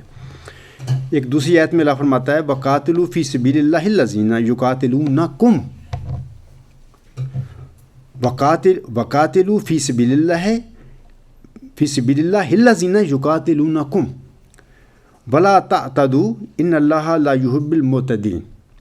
اس کا ترجمہ یہ ہے کہ اور اللہ کی راہ میں ان لوگوں سے جنگ کرو یقاتلونکم، جو تمہیں قتل کرتے ہیں، اور کسی پر زیادتی نہ کرو، اور یاد رکھو کہ اللہ زیادتی کرنے والوں سے ہرگز محبت نہیں رکھتا. یہاں پر یہ جہاد کا مطلب یہ ہے کہ اس قوم سے یا اس انسان سے یا ان لوگوں سے مقابلہ ڈٹ کے کرو جو تمہارے دین بدلتے ہیں اور تم پر جنگ مسلط کر دیتے ہیں. ان کا پھر ان کو پیٹھ نہ دکھاؤ، پھر اللہ پر بھروسہ کرو، ان کے ساتھ لڑو، ان کو مارو. یہ مطلب ہرگز نہیں ہے جہاد کا کہ جناب تلوار لے کر اور اسلحہ لے کر اٹھ کھڑو ہو اور لوگوں کو نکالو گھروں سے بھی، ان کو کہو کلمہ پڑھو ہم مار دیں گے. یہ قطعاً مطلب نہیں ہے. ہمارے امت کے لا علم جو علماء ہیں یہ فتنہ انہوں نے پھیلا دیا امت میں، عام سادہ مسلمانوں کے ذہنوں میں، تو انہوں نے سمجھ لیا کہ مطلب یہ جہاد کا یہ ہے، یہ جہاد کا مطلب نہیں ہے۔ آگے میں ایک اور آیت پڑھ کو سناتا ہوں آپ لوگوں کو۔ اللہ تعالیٰ فرماتا ہے وَقَاتِلُوهُمْ حَتَّى لَا تَكُونَ فِتْنَةٌ وَيَكُونَ الدِّينُ لِلَّهِ فَإِنِ انْتَهَوْا فَلَا عُدْوَانَ إِلَّا عَلَى الظَّالِمِينَ، اور تم ان سے اس وقت تک جنگ کرو کہ کوئی فتنہ باقی نہ رہے اور دین اللہ کے لیے ہی ہو جائے، اور پھر اگر وہ باز آ جائیں تو یاد رکھو کہ ظالموں کے سوا کسی پر گرفت جائز نہیں ہوگی۔ یہاں پر بھی سمجھ لینا چاہیے کہ اللہ نے یہ جو جہاد ہم پر فرض قرار دیا ہے، جہاد کا مطلب کیا ہے، ان لوگ کس سے کرنا ہے؟ وہ لوگ جو فتنہ پیدا کریں ان سے جہاد کرنا ہے۔ فتنہ کا مراد ہوتا ہے جھوٹی بات ایسی کرنا اور پھیلا دینا، اس جھوٹ کے پیچھے لوگوں کو بلانا۔ اس قسم کا جو بھی کام کرے، کوئی ضروری نہیں کہ مسلمانوں سے باہر ہی ہو، اندر بھی ہو سکتے ہیں ایسے لوگ جو کچھ ایسا جھوٹے فتنے بنائیں اور لوگوں کو اپنے جھوٹ کی طرف بلائیں۔ ان سب کے ساتھ جہاد کرنا فرض ہے۔ اللہ فرماتا ہے کہ کرتے رہو جہاد ان سے جب تک کہ یہ فتنے ختم نہ ہوں، جاری رکھو جہاد۔ آج میں جس جہاد میں اللہ نے مجھے کھڑا کیا وہ بھی یہی جہاد ہے۔ بہت میں نے فتنوں کا ذکر کیا آپ کو، وہ مسیح موعود مہدی موسم کی جو جماعت ہے اس کو تیار کر کے گیا تھا، اس آج جماعت کا دیکھو حال، اس کا کیا بن گیا ہے یا بنا دیا گیا ہے۔ وہ صرف نام ہے، اس میں اندر سب کچھ وہ جو غیر اسلام ہے وہ آ گیا ہے۔ یہ سارے فتنے ہیں بڑے بڑے، اور ان سے جنگ کرنا، جنگ بھی میں بتا رہا ہوں آپ کو کہ جنگ بھی پہلے میں بتا چکا ہوں کہ یہ دلیل ہے اس میں ہتھیار، لیکن فزیکل بھی اگر یہ لوگ چڑھائی کریں ہم پر تو ہم پر فرض ہے کہ اپنے دفاع میں ان لوگوں کے ساتھ فزیکلی فائٹ بھی کرنی پڑتی تو کرنی ہے۔ لیکن اصل جہاد کا مطلب یہ ہوتا ہے کہ جب کوئی حملہ کرے، ہمارا ایمان بدلے، دین بدلے، ہمارے سے زیادتی کرے، دلیل کو چھوڑ کر، دلیل کی بات نہ کرے، ان سے پھر اپنا مقابلہ کرنا ہے ہم سب نے۔ ان کو پیٹھ نہیں دکھانی، کیونکہ اللہ پسند نہیں کرتا پیٹھ دکھانے والوں کو۔ تو ایک اور بات یاد رکھیں، میں لوگوں کو بتانا چاہتا ہوں کہ یہ جو جہاد ہوتا ہے اس کی بھی قسمیں ہیں، 2 قسمیں عاصم نے فرمائی ہیں۔ ایک ہوتا ہے چھوٹا جہاد، ایک ہوتا ہے یہ اس کو صغیرہ کہتے ہیں، ایک ہوتا ہے کبیرہ جہاد، بڑا جہاد۔ یہ جو تلوار کی جو میں نے بات کی ہے نا، کہ جو ہم پر حملہ کریں، یعنی اللہ کے بندوں پر جو سچ کا پیغام دے رہے ہوں، عاصم کے پیروکار ہوں، حضرت مرزا غلام صاحب کے پیروکار ہوں، سچائی کی وہ تبلیغ کر رہے ہیں، اگر کچھ لوگ ان پر حملہ کریں، فزیکلی ان پر فائٹ کریں، تو ان سے جہاد کرنا ہے اور ڈیفینڈ کرنا ہے اپنے آپ کو۔ لیکن عاصم نے فرمایا ہے کہ اس قسم کا جو جہاد ہے نا فزیکلی، یہ جہاد صغیرہ ہے، چھوٹا جہاد ہے۔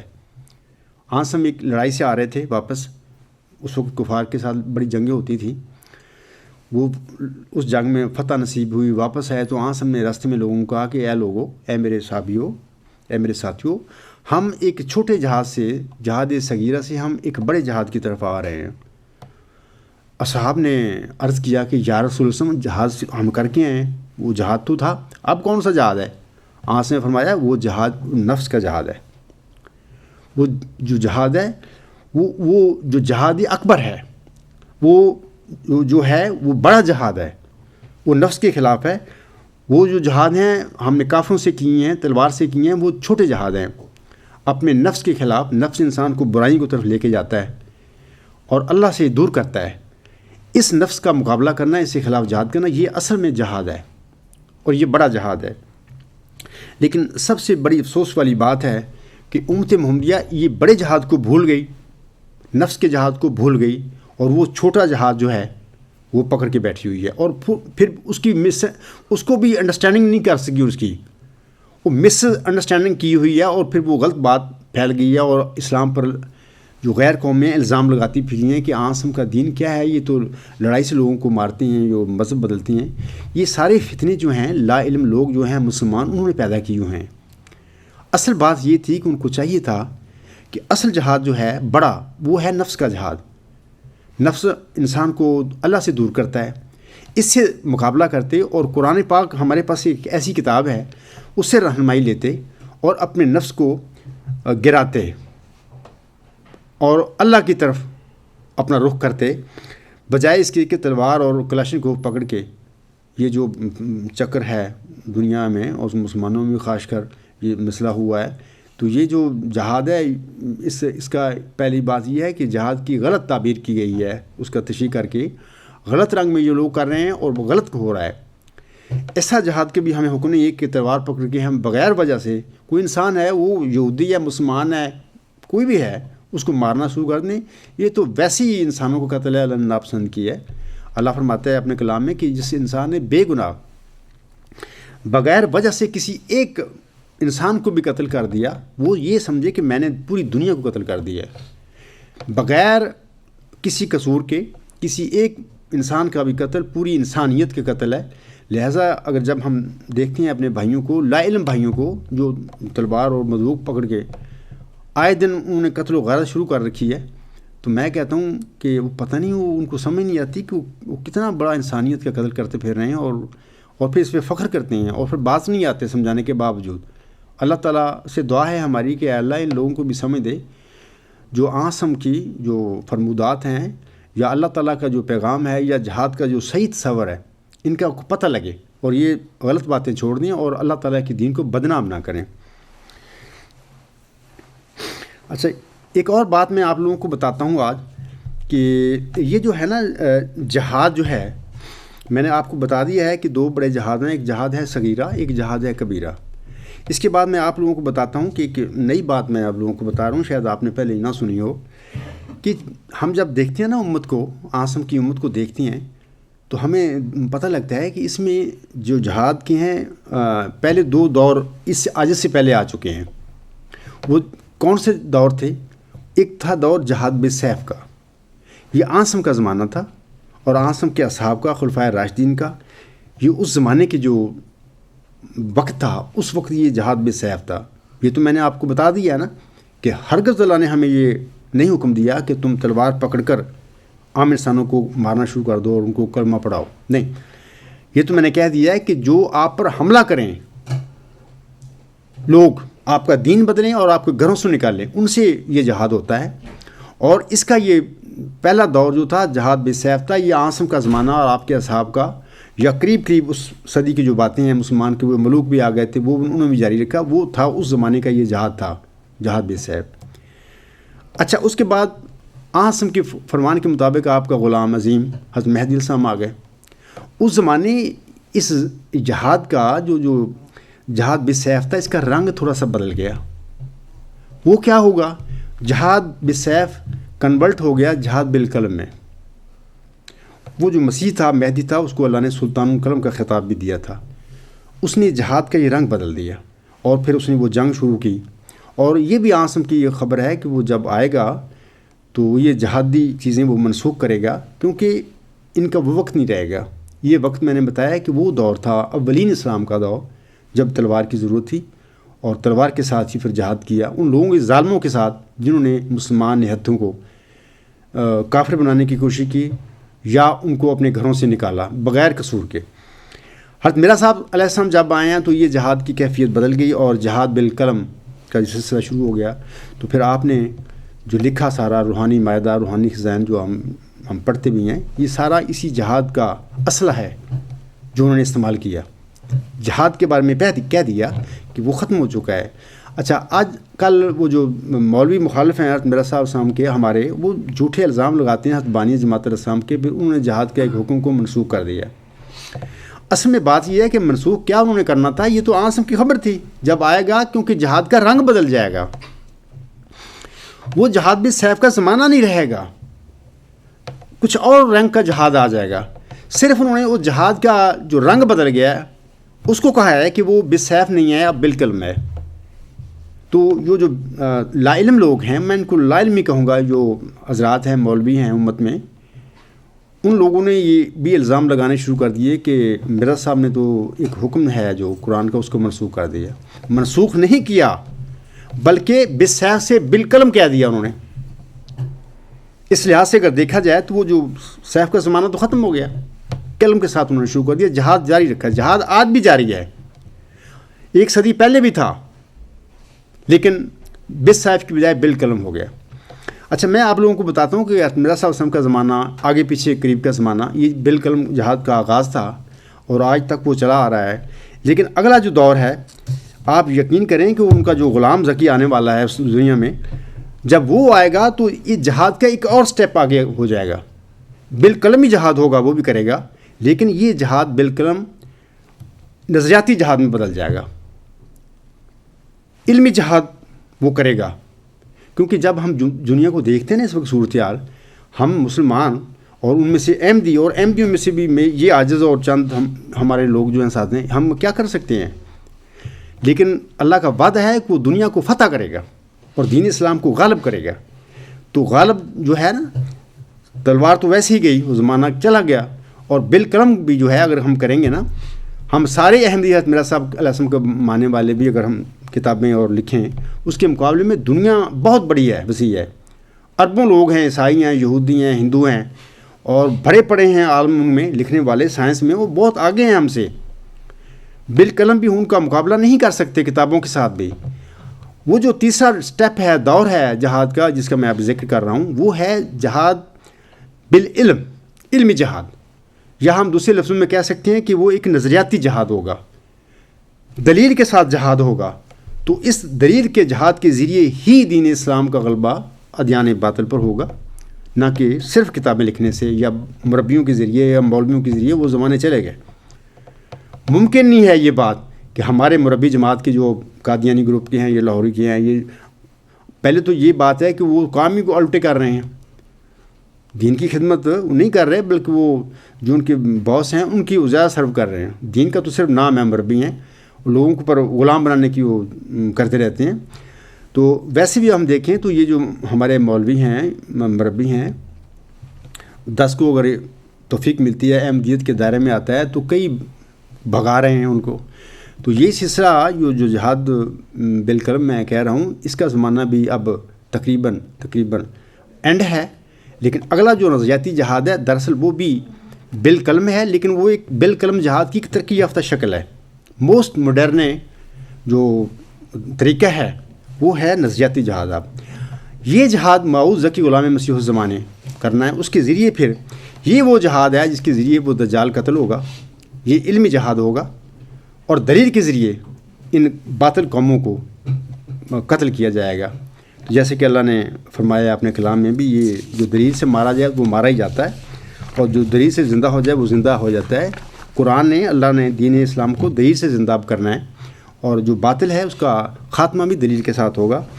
تو یہ جو بات میں نے بتائی ہے، ان کا سوال بھی یہ تھا کہ اگر آپ مسیح عیسیٰ ابن مریم ہیں تو دجال کو کیسے قتل کریں گے؟ یہ جو قتل ہوگا مسیح عیسیٰ ابن مریم کا، یہ نظریاتی جہاد ہوگا، اور نظریے کے ذریعے ہی وہ باطل نظریات کو فنا کر دے گا۔ آپ یاد رکھیں کہ پچھلی صدی جو تھی ہماری،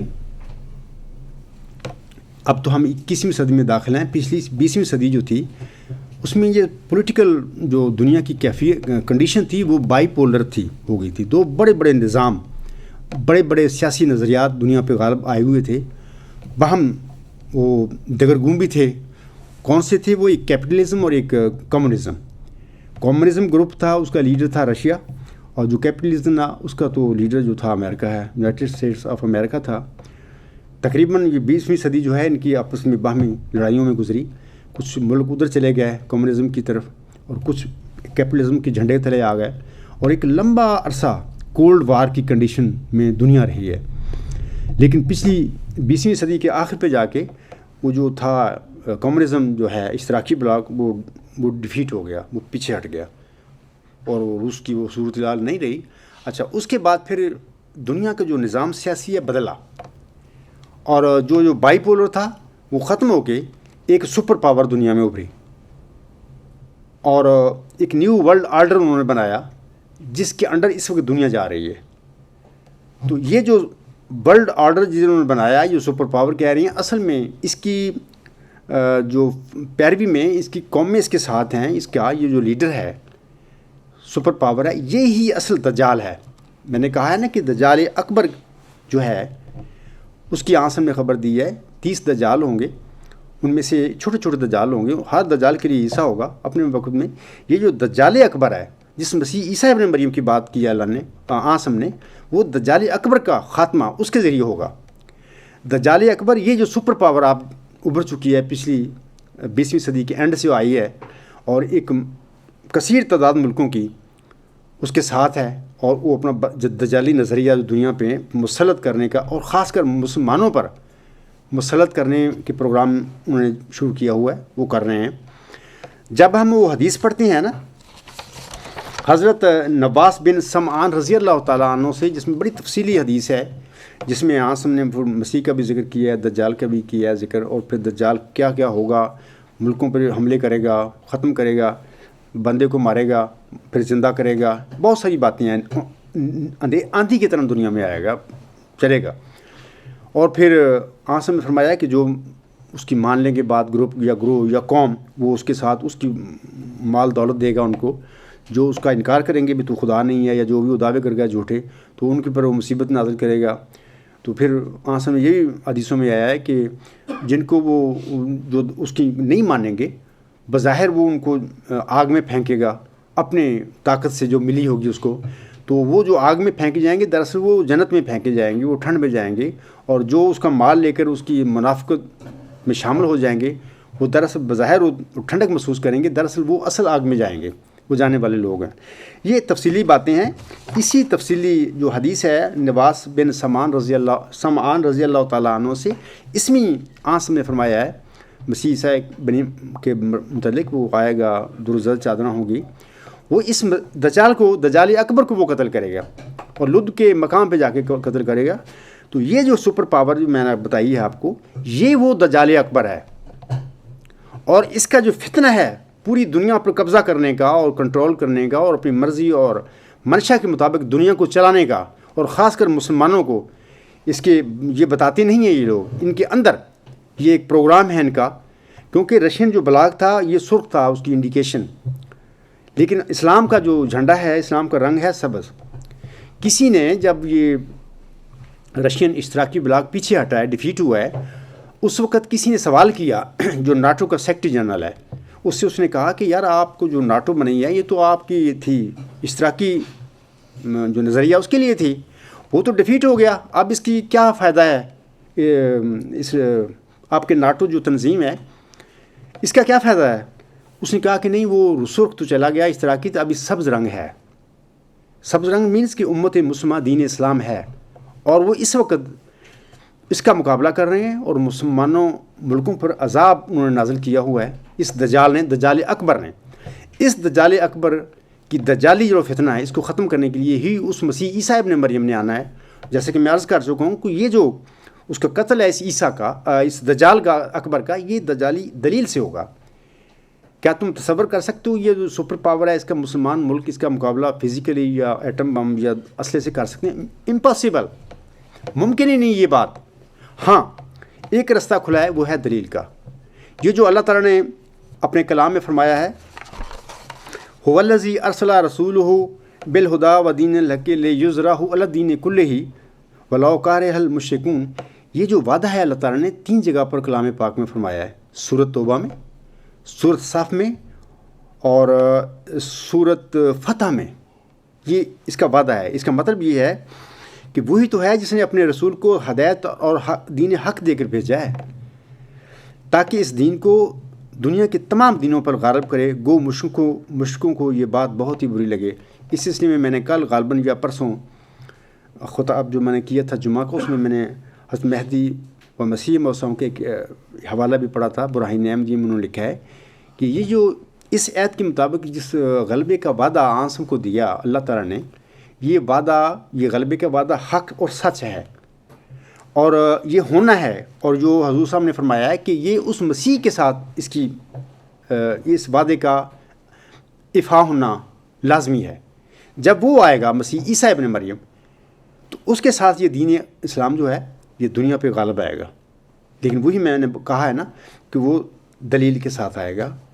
اس کو نظریاتی جنگ لڑنی ہے، علمی جنگ اس نے لڑنی ہے. یہ تلوار اور توپ کی جنگ نہیں وہ لڑے گا. تو اس تلوار کی علمی جنگ میں وہ جو دجال اکبر ہے اس کی ٹیم ہے، اس کے لوگ ہیں، علم کی دنیا میں ان کو شکست دے گا۔ مثلا یہ جو ہماری درسگاہیں ہوتی ہیں نا، یہ درسگاہیں ہوتی ہیں، یہاں سے حقائق اور علوم پھوٹتے ہیں۔ اور یہ جو درسگاہیں ہوتی ہیں وہ درسگاہیں خواہ کسی قوم میں بھی ہیں، یہ جو علم ہوتا ہے یہ کامن ایک چیز ہے۔ اگر خدا کو نہ ماننے والا وہ بھی علم پڑھ رہا ہے، علم پر اس کا یقین ہے۔ یہودی ہیں، وہ بھی علم کو مانتے ہیں، بس بھی ان کے جو بھی نظریات ہیں۔ عیسائی، مسلمان، ہر اپنے رنگ میں ان کے جو بھی ایمانات ہیں اور مذہب کا کوئی بھی عقیدہ ہے، لیکن وہ علم کے معاملے میں وہ مانتے ہیں یہ سچ اور حق ہے۔ اب بات یہ ہے کہ اگر علم کی دنیا میں ایک انسان آنکھ کا کو غلام علم کی دنیا میں ان سب کو ناک آؤٹ کر دے نظریاتی جنگ میں، تو ظاہر ہے کہ یہ جو علمی درسگاہیں ہیں جہاں پر علم سکھایا جاتا ہے، جب یہ درسگاہیں فتح ہو جائیں گی کسی نظریے کے ساتھ، تو وہ نظریہ زندہ ہو جائے گا، اور جس کتاب میں وہ نظریہ زندہ ہوگا، جس کتاب کا وہ نظریہ ہوگا، وہ بھی زندہ ہو جائے گی۔ اور وہ جس دین کا ماننے والا ہوگا وہ بندہ، نظریاتی غلبہ حاصل کرنے والا، وہ دین اسلام ہوگا، اور وہ بھی غالب آ جائے گا۔ یہ اصل میں دین اسلام کا غلبہ ہوگا، اور وہ نظریاتی جنگ ہوگی۔ اور مئو ذکی غلام مسیح الزماں کی وہ جنگ جو ہے اصل میں وہ ہے ہی نظریاتی جنگ۔ تو آپ یاد رکھیں کہ جو اللہ تعالیٰ نے مجھے سب سے پہلا الہام مجھ پر ہوا، یہ 10 دسمبر 1983 کی بات ہے، وہ یہی تھا کہ ورچو از گاڈ۔ جب میں تلاش میں تھا کہ واٹ از ورچو اور واٹ از نالج، علم ہے کیا اور نیکی ہے کیا، اس کا مجھے تلاش تھی۔ اسی تلاش کے دوران پھر یہ سارے واقعات میرے ساتھ ہو گئے، اور پھر میری انہی تلاش میں ہی میری روحانی پیدائش ظاہری طور پر جو پہلے تھی، مجھے علم نہیں تھا اس پیدائش کا، اور انہی واقعات میں اسی تلاش میں پھر وہ ظاہری طور پر اللہ تعالیٰ نے مجھے دکھا دی میری پیدائش روحانی ایز اے مئو ذکی غلام مسیح الزماں۔ اور پھر سب سے پہلا ہوش و حواس میں جس کو میں نے پتہ ہے مجھے، وہ یہی ورچوئس گاڈ مجھے الہامی نظریہ ملا۔ اور یہ وہ نظریہ ہے جو یہ باطل دجالی فتنی ہے ان کی بخشی ادھیڑ دے گا علم کی دنیا میں، دلیل کے ساتھ۔ یہ بھاگ نہیں پائیں گے انشاءاللہ جب دین اسلام ان ویسٹ کی یا جو بھی دجالی قوتیں ان کی یونیورسٹیوں کو فتح کر لے گا دین اسلام کا نمائندہ، تو سمجھیں کہ دین اسلام غالب ہو گیا۔ کیونکہ کسی بھی قوم جو ہوتی ہے اس کی جو درسگاہیں ہوتی ہیں، یونیورسٹیاں ہوتی ہیں، وہ سب سے اہم ہوتی ہیں۔ انہی کے علم کے مطابق ملکوں کے جو نظام چلتے ہیں، جب یہ درسگاہیں فتح ہو جائیں گی کسی غلام سے، آنسم کے غلام سے کے ذریعے، تو سمجھیں کہ پھر ملک فتح ہو گئے۔ یہ جو کہا ہے نا مئو ذکی غلام کے متعلق، وہ جلد جلد بڑھے گا اور اسیروں کی رستگاری کا موجب ہو گیا، اور وہ دنیا کے کناروں تک شہرت پائے گا، اور قومی اس سے برکت پائے گی۔ قومیں برکت کیسے پائیں گی؟ یہی وہ وجہ ہے جس کے ذریعے جب دنیا کی علوم کی درسگاہیں فتح کر لے گا وہ بندہ، خود نہیں، اللہ اس کو علم دے گا، اس پر روح القدس نازل فرمائے گا، اس سے وہ علمی دنیا میں اپنی فائٹ میں ان لوگوں پر، ان دجالی قوتوں پر غالب آ جائے گا۔ تو پھر ان دجالی قوتوں کا اس کے نظریے کو ماننا، وہ یہ ورچوئس گاڈ ہی ہے وہ چیز۔ اس کا مطلب یہ ہوگا کہ انہوں نے دین اسلام کے آگے ہتھیار پھینک دیے۔ ان باطل جو مذاہب ہوں گے یہ اپنے ہتھیار پھینک دیں گے، اور اسلام کو انہیں چاہتے ہوئے یا نہ چاہتے ہوئے اس کو قبول کرنا پڑے گا، اور یہ ساری دنیا اسلام لا الہ الا اللہ محمد صلی اللہ علیہ وسلم کے جھنڈے تلے آ جائے گی۔ اور یہ جو ورچوئس گاڈ ہے، میں اس کے متعلق تو میں لیکچر میں نہیں کچھ کہہ سکتا، کیونکہ یہ تو ایک بہت بڑی وسیع بات ہے۔ انشاءاللہ تعالیٰ میرے دوستوں نے مجھے توجہ بھی دلائی ہے، اور میں چاہتا بھی ہوں کہ جماعت احمدیہ اصلاح پسند کے یہ جو تیسرا جلسہ سالانہ ہے، اس کے بعد میں نے تھوڑی سی توجہ کرنی ہے اس سلسلے کی طرف۔ وہ جو تھیسس ہے میرا، میں نے تھوڑا سا اس کو ریڈ کر کے پھر اس کو میں نے بڑی تعداد میں نے پبلش کر کے پھر میں نے اس جو انٹرنیشنل اٹیک ہے غلام مسیح الزماں کو اس نے آغاز کر دینا ہے۔ گھر کی جنگ تو جاری ہے، گھر کے لوگوں کو بھی میں سمجھاتا ہوں، احمدیوں کو بھی سمجھاتا ہوں، مسلمانوں کو بھی، دیکھو دلیل سے بات کرو۔ یہ جو علماء ہوتے ہیں یہ غلط باتیں تمہیں زیادہ بتاتے ہیں، اچھی بات تھوڑی بتاتے ہیں، اور ان کی باتوں پر نہ چلو۔ یہ تو دنیا کو انہوں نے بہت سارے فتنے جو پیدا ہوئے ہیں ان لوگوں سے ہی اٹھے ہیں. آسم نے ان کے متعلق بہت باتیں بتائی ہیں امت کو، لیکن امت پھر بھی غلط فہمی میں ان کو نہیں سمجھ سکی. میں آپ لوگوں کو بتاتا ہوں کہ یہ جو مولوی ٹائپ علماء ہیں ان کے متعلق آسم نے کتنی سخت خبریں بتائی ہیں امت کو بھی ان سے بچ کے رہنا. اور آسم فرماتے ہیں، ایک میں پڑھ کے سنا دیتا ہوں. حضرت علی رضی اللہ تعالیٰ عنہ بیان کرتے ہیں کہ حضرت صلی اللہ علیہ وآلہ وسلم نے فرمایا، ان قریب ایسا زمانہ آئے گا کہ نام کے سوا اسلام کا کچھ باقی نہیں رہے گا، الفاظ کے سوا قرآن کا کچھ باقی نہیں رہے گا.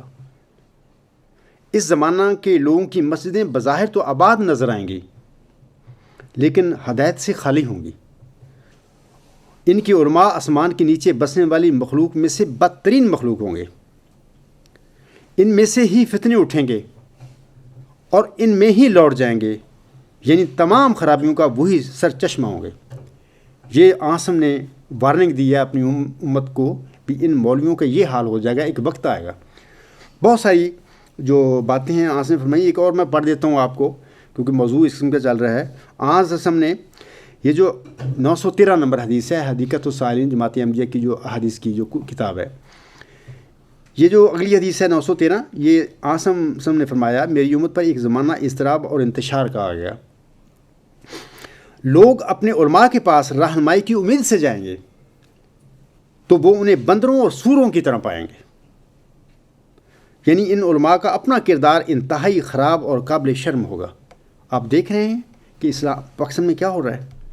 وہ جو ہے نا وہ توہین قرآن یا وہ بل نکالا ہوا، اس میں 2 ہفتے کی بات ہے. ایک منشا نامی ایک لڑکی، وہ عیسائی ہے، وہ جو مولوی ہے اس نے کیا کیا، یعنی گواہیاں آ گئی ہیں کہ اس نے مولوی نے امام مسجد جو ہے وہ قراق ہوگی، نور قیدا ہوگا، نورانی قیدا، اس میں وہ قرآن کے خود لا کے صفحے قرآن کے ڈالے جلا کے کہہ گئے اس سے کیس مضبوط ہوگا.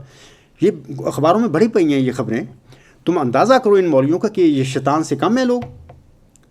آسم نے جو کچھ فرمایا سچ فرمایا ہے. اور یہ بھی یاد رکھیں، میں جماعت احمدیہ کے علماء سے بھی یہ کہوں گا، سارے جماعت کے علماء غلط نہیں ہیں، مطلب کہ اللہ ماشاء اللہ اچھے لوگ بھی ہوتے ہیں ہر قوم میں. مسلمانوں کے علماء جو پاکستان میں ہیں یا ادھر ادھر جو پھیلے ہوئے ہیں سب برے نہیں ہیں، اللہ کے بندے وہاں پہ ہیں، ان سے ہی یہ دنیا قائم ہے. نیک لوگ ہیں، نیک عالم ہیں، لیکن وہ آٹے میں نمک کی طرح ہیں، ان کی کوئی نہیں بس چلتی. اور اس طرح جماعت احمدیہ میں بھی جو علماء گروہ ہے ان میں بھی اچھے ہیں عالم، نیک بھی ہیں، لیکن وہ بڑی قلیل تعداد میں ہیں، ان کی کوئی سنتا ہی نہیں. ان لوگوں کو پھر وہ برے جو علماء ہیں جن کے ادھر آنس میں ذکر کیا ہے کہ وہ ان کے پاس لوگ جائیں گے رہنمائی کے لیے، وہ بندروں اور سوروں کی طرح پائیں گے. اچھا، وہ جو قلیل تعداد میں جو ہوں گے علماء، ان کو بھی بیچاروں کو چپ رہ کے ان پیچھے چلنا پڑے گا، لیکن بیسیکلی وہ نیک ہوں گے. تو ایسے ہی یہ جو آسم کی احادیث ہیں، بعض اوقات ہمارے علماء جماعتی کہہ دیتے ہیں کہ یہ جو مسلمانوں کے علماء کی بات ہے. نہیں، یہ اس وقت حضرت مرزا صاحب صاحب کی جماعت میں جو ایسے عالم ہیں جو سب تقریب کاری کرتے پھر رہے ہیں. آج جو فتنے ڈالے ہوئے ہیں جماعتی احمدیہ قادیان گروپ میں یا لاہور، یہ کیا ہے، لاہور گروپ میں بھی یہی ہے کام. دکانیں بنا کے بیٹھے ہوئے ہیں اور جھوٹ کی پروجیکشن اور چھوڑنے کے لیے تیار نہیں، لوگوں کو گمراہ کرتے پھر رہے ہیں. میں عرصہ دراز سے بتا رہا ہوں، حقائق بتا رہا ہوں قرآن کریم کی روح سے، آسم کی احادیث کی روح سے، حضرت مرزا صاحب علیہ وسلم کے الہامات کی روح سے، حضرت مرزا صاحب علیہ وسلم کی تحریروں کی روح سے. اور جمعوں میں یہ سلسلہ شروع ہو چکا ہے. یہ سنتے ہیں، جانتے ہیں، اس کے باوجود رکتے نہیں، مسلسل لوگوں کو گمراہ کرتے چلے جا رہے ہیں یہ لوگ. اور یہی وہ لوگ ہیں، اس میں کوئی تخصیص نہیں ہے کہ مسلمان جو غیر احمدی عالم ہیں، نہیں، یہ احمدی عالم بھی وہی، بلکہ ان سے بدتر ہو گئے ہیں جو یہ ایسے کام کر رہے ہیں، جو یہ کہتے پھرتے ہیں کہ مجدد نے کیا کر رہا ہے، آ کے خلیفہ جو ہے مجدد نے آ کے ڈاکٹری بجانی ہے. یہ وہ عالم ہے جو اپنے طور پر بندر اور سور بن چکے ہوئے ہیں. اللہ ان کو ہدایت دے. اور یہ گمراہ لوگ ہیں. ہم چاہتے ہیں، ہماری خواہش ہے کہ اللہ وہ عذاب سے پہلے، سزا سے پہلے ان کو ہدایت دے دے، کیونکہ حضرت مسیح موسم کو یہ ماننے والے لوگ ہیں، لیکن انتہائی بگڑے ہوئے لوگ ہیں یہ. تو یہ ضمنی بات میں نے آپ سے کی ہے کہ میں آپ آتا ہوں اس کی طرح کہ یہ جو نیکی خدا ہے، بظاہر 3 لفظ ہیں، ورچوئس گاڈ، معمولی سے بات ہے، لیکن اس کے پیچھے بہت بڑی بات ہے، بڑی حکمت کی بات ہے. میں آج بھی افراد جماعت کو اور جماعت احمدیہ قادیان گروپ کو بھی کہتا ہوں اور لاہوریوں کو بھی کہتا ہوں، سارے جو فرقے جماعتی ہیں حضرت مرزا صاحب علیہ السلام کو، سب کو کہتا ہوں کہ کچھ ہوش کرو، عقل سے کام لو. تم میں سے بعض حضرت مرزا صاحب کے صحیح جو مقام برتا اس سے تم پیچھے ہٹ چکے ہو، لیکن پھر بھی اس کو ماننے والے ہو. یہ جو تماشا آپ کر رہے ہو نا، میں عرصہ دراز سے آپ لوگوں کو بلا رہا ہوں سچائی کی طرف، اور تم عجیب عجیب میرے خلاف الزام لگاتے ہو، اصل بات کی طرف نہیں آ رہے. میں آپ لوگوں کو کہتا ہوں یہ دکانوں کو آپ بند کر دو، آنے والا آ گیا ہے جس کے ہاتھ پر خدا تعالیٰ نے دین اسلام کو غالب کرنا ہے. آپ کے خلیفوں نے، ان امیروں نے کچھ نہیں کرنا، نہ ان مربیوں نے، نہ مولویوں نے کرنا، نہ ان کا کام ہے، نہ وہ زمانہ ہے ان کا. یہ نظریاتی جنگ کا زمانہ ہے، اور یہ نظریاتی جنگ آسم کے غلام حضرت مہدی و مسیح وسلم کے موعظہ کے غلام جو ہے، جس کے متعلق آسم نے فرمایا تھا کہ مسیح عیسیٰ ابن مریم، وہ اس کا زمانہ آ چکا ہے، وہ آج تمہارے سے بات کر رہا ہے. اس نے یہ دین اسلام کا آخری جنگ جو ہے جھوٹ کی لڑنی ہے، اور اس نے غالب کرنا ہے دین اسلام کو، اور فاتح ہونا ہے. اور وہ غلبہ کرنے کا آخری ہتھیار جو ہے اس کو ملا، خدا کی طرف سے ملا ہے، یہی روح القدس ہے. بڑے عجیب عجیب جھوٹ بولتے ہیں ہمارے جماعتی مولوی. میں آپ کو ایک مثال دیتا ہوں. شروع میں جب میں نے بتایا لوگوں کو کہ حضرت مرزا غلام حسن فرما کے گئے ہیں کہ روح القدس جو کھڑا ہونے ہوگا پا کے، وہ اس کو انتظار کرنا ہے. جب میں نے بہت مضامین یہ بات کی تو بعض لوگوں نے ہمیں کہا کہ ہم نے مولویوں سے پوچھا، قادیانی مولوی کو میں بات کر رہا ہوں، وہ کہتے ہیں کہ نہیں وہ ٹھیک ہے روح القدس. وہ اصل میں بات یہ ہے کہ جب ایک خلیفہ فوت ہوتا ہے نا، اس کے بعد جو اگلا خلیفہ آنا ہوتا ہے، اس کے درمیان جو ہوتا ہے نا وقت ہوتا ہے، اس میں وہ روح القدس نازل ہو جاتا ہے آنے والے پر. اتنا بڑا تاریخی جھوٹ ان لوگوں نے بولا اور لوگوں کو مس گائیڈ کیا، گمراہ کیا. کیا تم سمجھتے ہو کہ یہ مولوی کا میں نا اللہ والا بندہ ہوتا ہے؟ یہ ایک مولوی ہے، یہ عالم ہے. یہ یعنی اس طرح بڑا جھوٹ لوگوں کو آگے بولتے ہیں صرف اپنی تنخواہ کے لیے کہ ہمیں تنخواہ مل رہی ہے جماعت کے، ہم مولوی ہیں لگے ہوئے، ہم یورپ میں آ گئے ہیں، ہمارے بچے عیش کر رہے ہیں. اور اس دنیا پر کو اختیار کر کے ان لوگوں نے اللہ کی باتوں کو اتنا جھٹلانا شروع کر دیا، مرزا صاحب کی باتوں کو اس طرح بدلنا شروع کر دیا.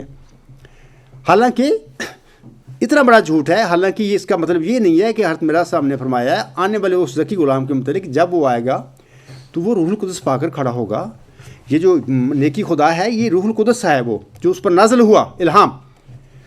تو اس کی حقیقت بہت لمبی ہے، وہ تو انشاءاللہ بعد میں خطبات کا میں سلسلہ شروع کروں گا، اس میں بتاؤں گا. تو میں صرف اتنی بات تھوڑی سی مختصر بتاتا ہوں آپ کو.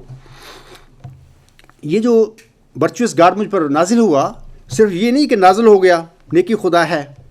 اگر کسی انسان پر یہ 3 لفظ نازل ہو جائیں، صرف نازل ہو جائے 3 الفاظ ہی ہوں، تو اس کا کیا فائدہ؟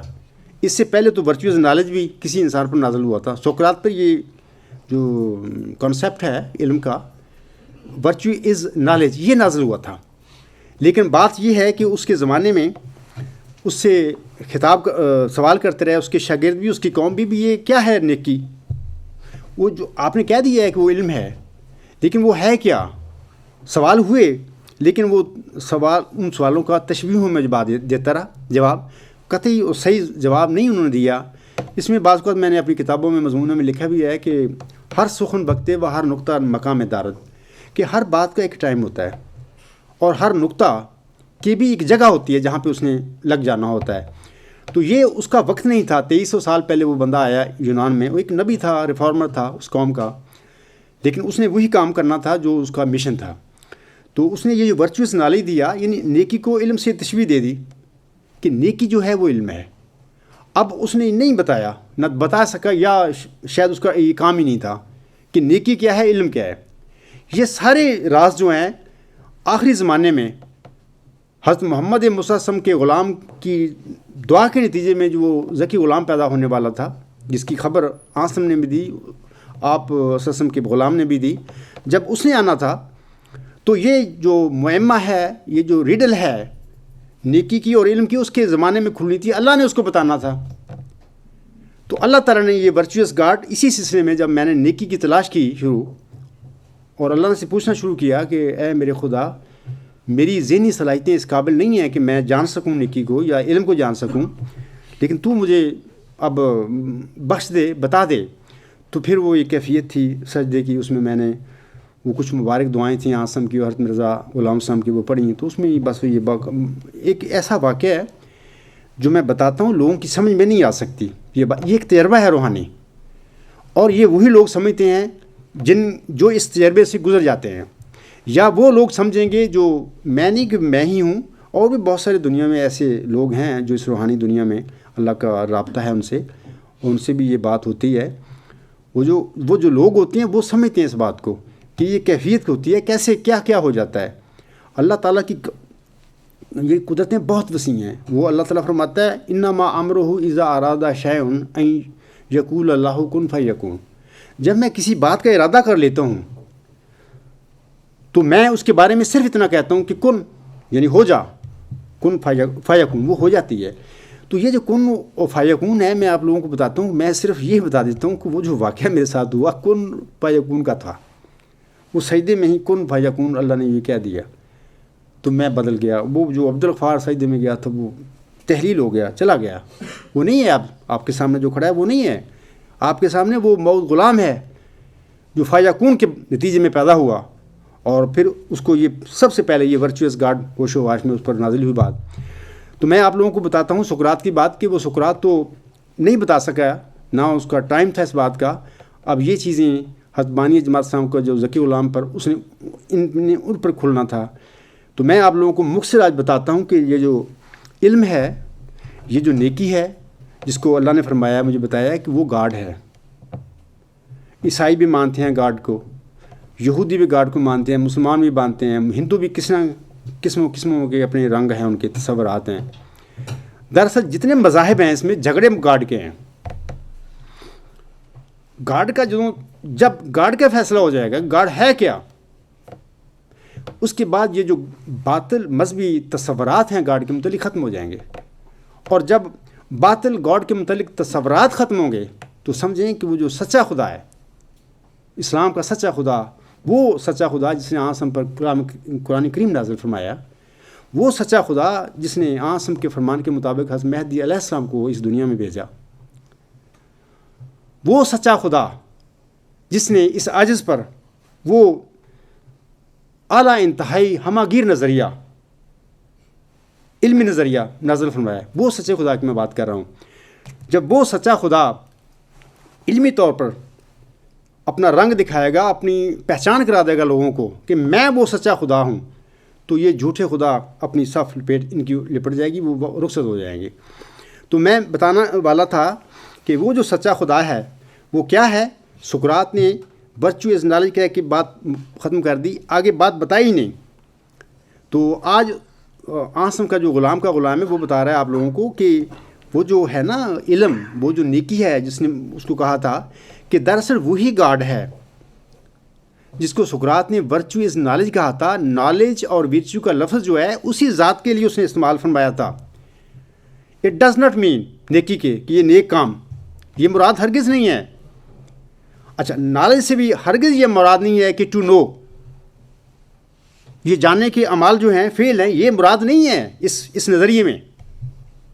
اس نظریے میں جس کی بات اس نے کیا سقراط نے, وہ جو آبجیکٹ ہے جاننے کا یا نیک عمل کرنے کا, جو آبجیکٹ ہے آگے جس کی وجہ سے ہم نیک عمل کرتے ہیں یا نیک کام کرتے ہیں, اس کی طرف اشارہ کیا ہے. وہ نیکی ہے, وہی نالج ہے, وہی گاڈ ہے.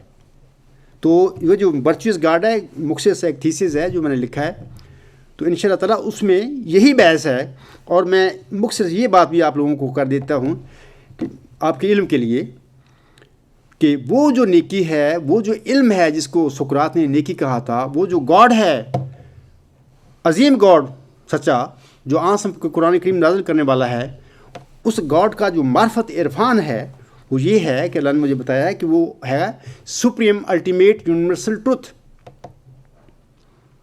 اعلیٰ انتہائی ہماگیر حق. یہ تعریف ہے اس خدا کی. بعض لوگ یہ سوال ان کے ذہن میں پیدا ہو سکتا ہے کہ یہ خدا کی تعریف تو کسی کو پتہ ہی نہیں لگ سکتا, جس کی تعریف پتہ ہو جائے اس کا تو پتہ یہ تو ممکن نہیں ہے.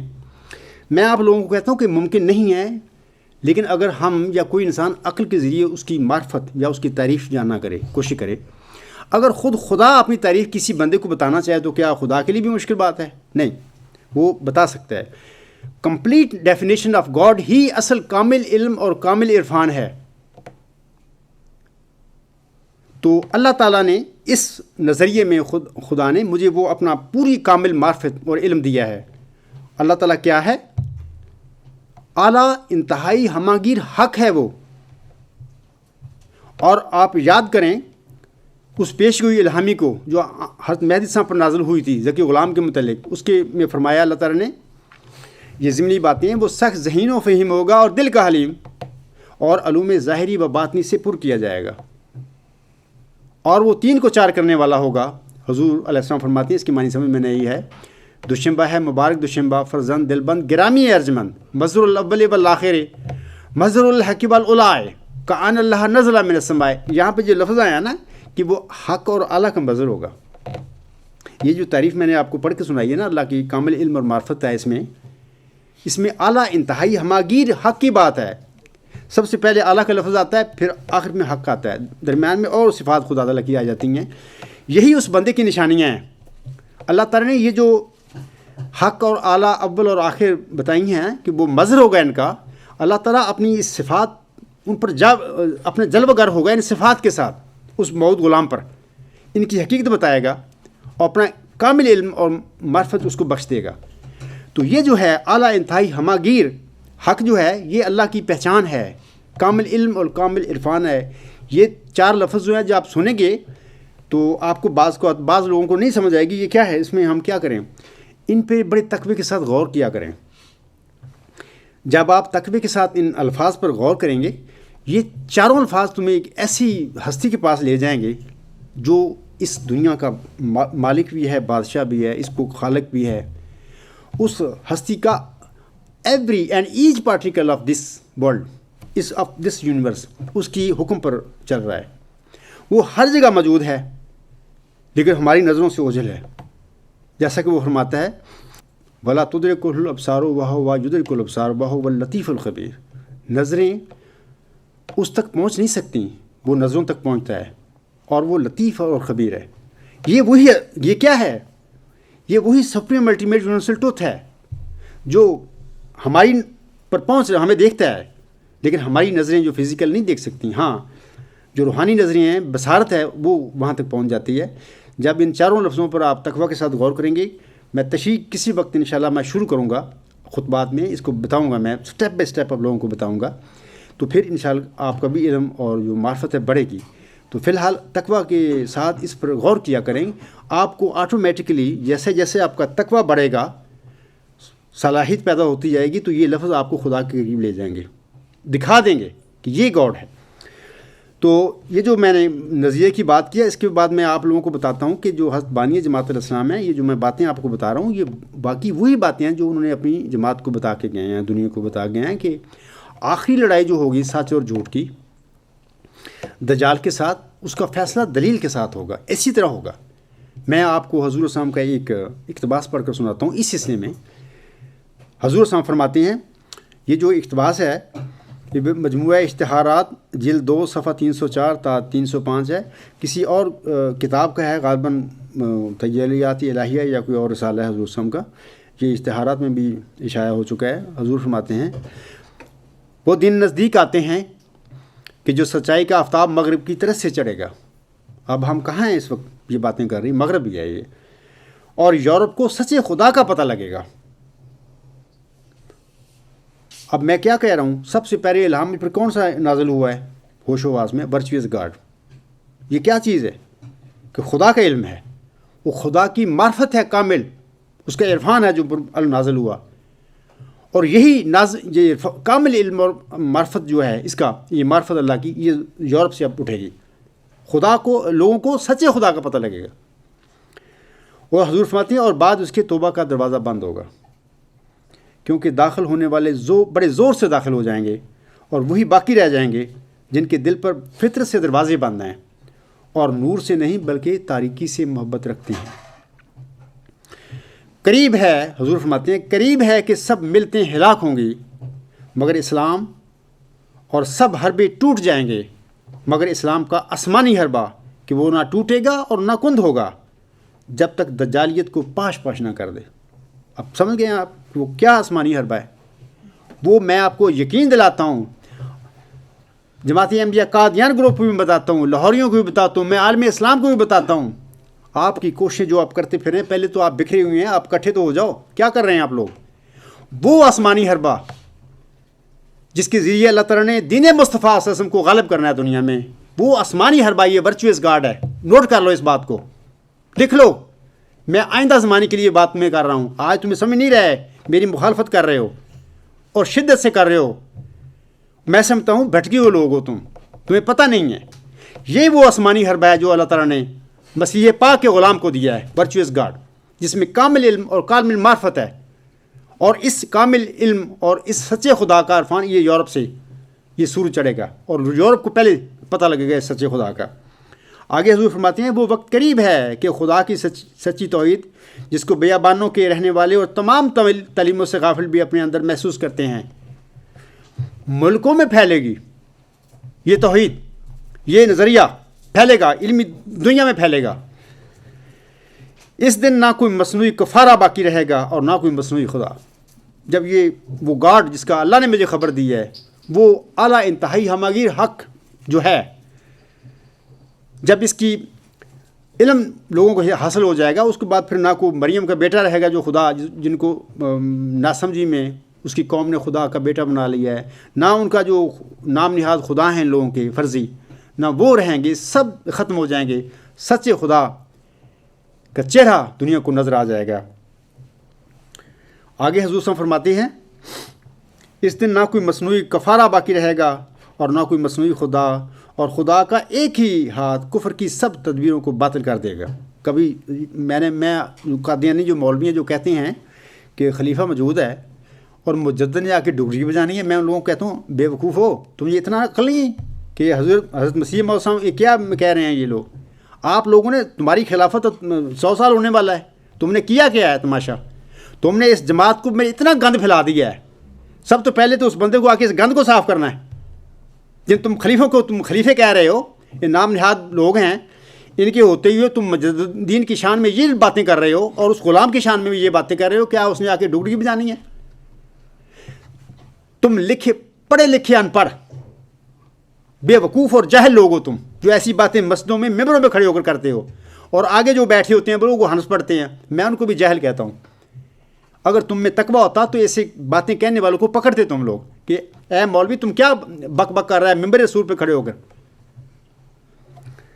हुजूर आगे फरमाते हैं, और खुदा का एक ही हाथ कुफ्र की सब तदबीरों को बातिल कर देगा, लेकिन ना किसी तलवार से और ना किसी बंदूक से। मैंने अभी कहा है ना कि ये नज़रियाती लड़ाई होगी, नज़रियाती फ़ाइट होगी। ना जहाद बे सैफ का ज़माना अब रहा है, ना जहाद बिल कलम रह गया है। नज़रियाती जहाद होगा और ये जहाद बिल कलम का एक तरक्की याफ्ता शक्ल है। नज़रियाती फ़ाइट है, नज़रियाती जहाद है। हुजूर फरमाते हैं, लेकिन ना किसी तलवार से और ना किसी बंदूक से, बल्कि मुस्तइद रूहों को रोशनी अता करने से और पाक दिलों पर एक नूर उतारने से। ए जमात कादियान के मौलवियों, खुदा दा खौफ करो। हुजूर फरमा रहे हैं, तुम्हारा या तुम्हारे खलीफों को उसने बात नहीं की हुजूर ने कि तुम ये काम करोगे। हुजूर फरमाते हैं, ना किसी तलवार से और ना किसी बंदूक से, बल्कि मुस्तइद रूहों को रोशनी अता करने से और पाक दिलों को पर एक नूर उतारने से।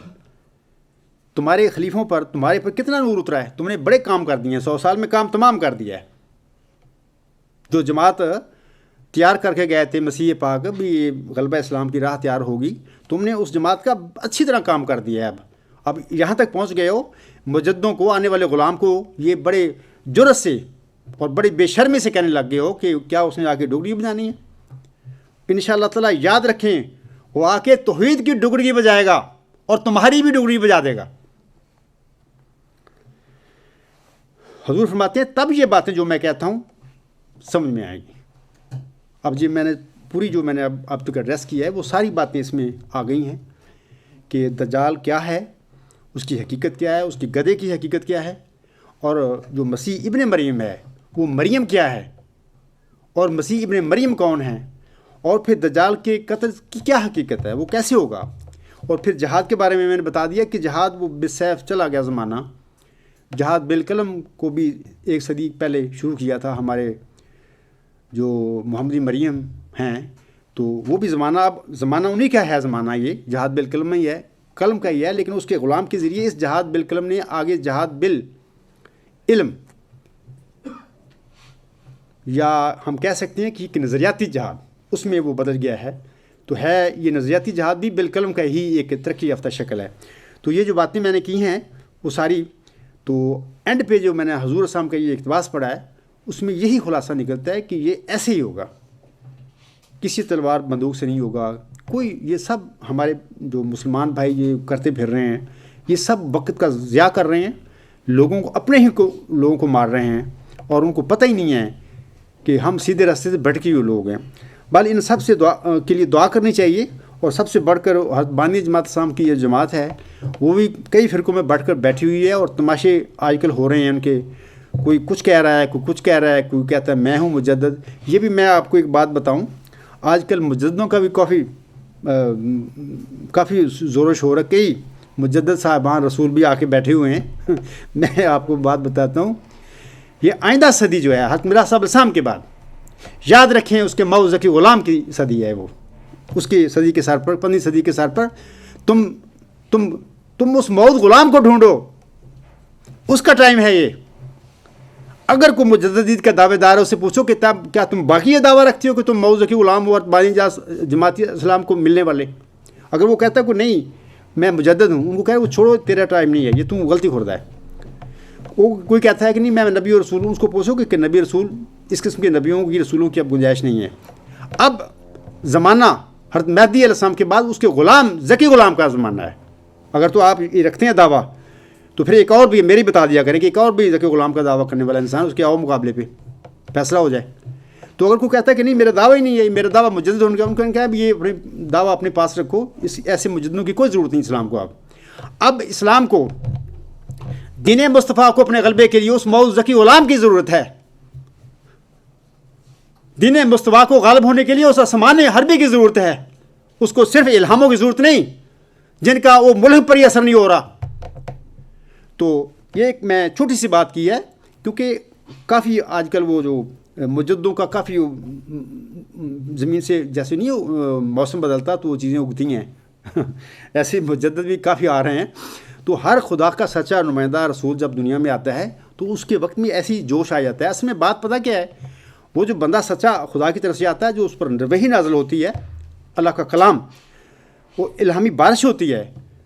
جیسے بارش ہوتی ہے، جو گندے کنویں ہوتے ہیں پڑے ہوئے ان میں بھی بارش کا پانی پہنچ جاتا ہے، وہ ان میں بھی اوال سا آتا ہے، پانی اوپر آتا ہے.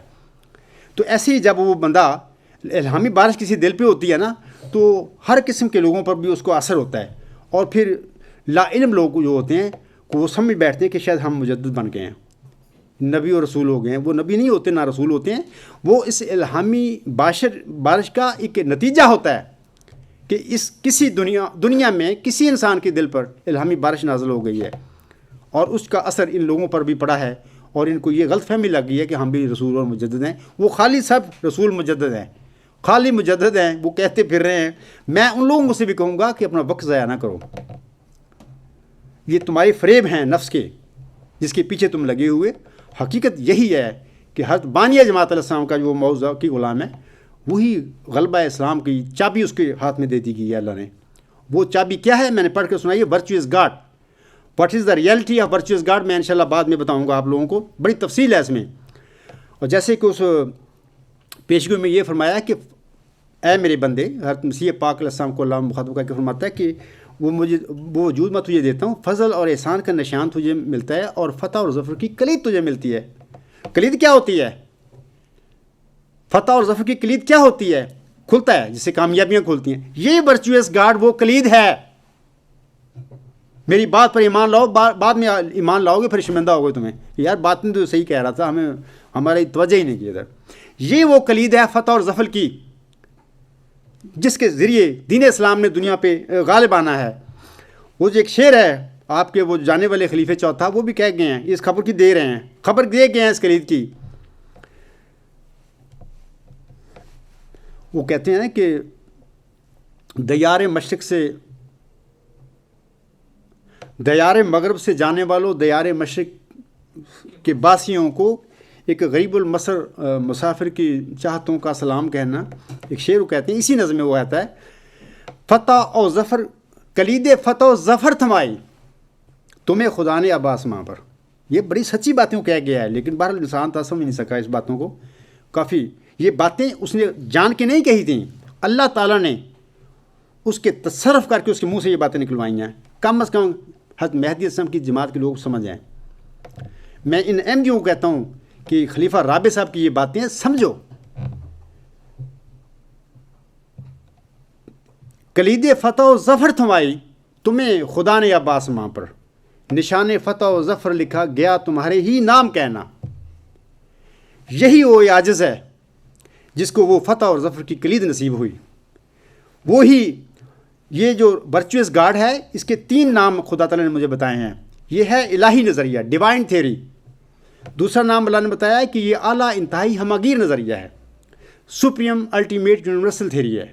اور اللہ تعالیٰ نے مجھے یہ بتایا ہے کہ یہ مدر آف تھیریز بھی ہے، النظریات بھی ہے. ہر سچائی دنیا میں جو ہے، اب ہے، اس سے پہلے ہے، جو آئندہ آئے گی، ہر سچ اس سچ سے سب سے بڑا سچ یہ ہے، اس سے پھوٹتا ہے. یہ النظریات ہے، یا دوسرے لفظوں میں کہتے ہیں کہ سچائیوں کی ماں ہے.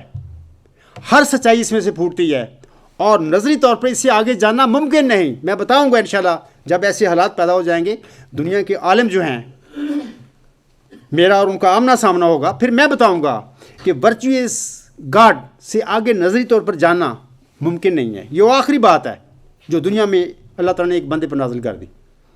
ساری سچائیاں، خواہ وہ مذہبی ہیں، خواہ وہ سائنسی ہیں، یا علمی کسی قسم کی بھی ہیں، وہ ساری اس میں سے پھوٹتی ہیں. اس لحاظ سے یہ النظریات ہے.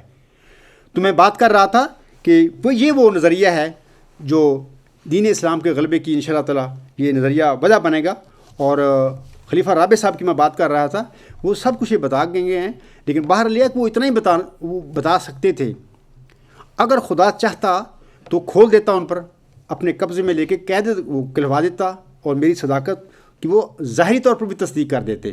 لیکن اگر وہ ایسا کر دیتا تو احمدیوں کا قبول کرنا مجھے قبول کرنے میں پھر ان کی جزا کیا تھی، ان کا فائدہ کیا تھا؟ کیونکہ وہ تو ایک ان کا لیڈر جو تھا وہ کہے گا یہ بندہ سچا ہے، سارے نے کہنا آمنا و صدقنا. اس میں آپ لوگوں کی پھر کوئی جزا کا حق نہیں ہے. وہ انڈیکیشن اللہ نے اس کے منہ سے کروا دی ہیں. مثلا یہ شعر میں نے پڑھا ہے، کلید فتح و ظفر تھمائی، یہ الہامی کلید فتح و ظفر ہے جو مسیح پاک کو دی گئی تھی. کلید فتح و ظفر تھمائی تمہیں خدا نے اب آسماں پر. ایک بندہ کہہ رہا ہے، تمہارا لیڈر تھا اور فوت ہو گیا ہے.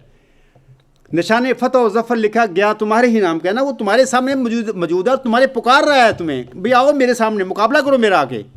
تم ڈرتے پھر رہے ہو، بھاگتے پھر رہے ہو. تمہارا خلیفہ صاحب بھی آگے آگے ہے، تم پیچھے پیچھے بھاگ رہے ہو. میں بلا رہا ہوں آپ کو، یار ابھی بھی تمہیں شک ہے اس عاجز کے فتح اور ظفر کی کلید ہونے میں؟ ابھی بھی شک ہے کو تمہیں؟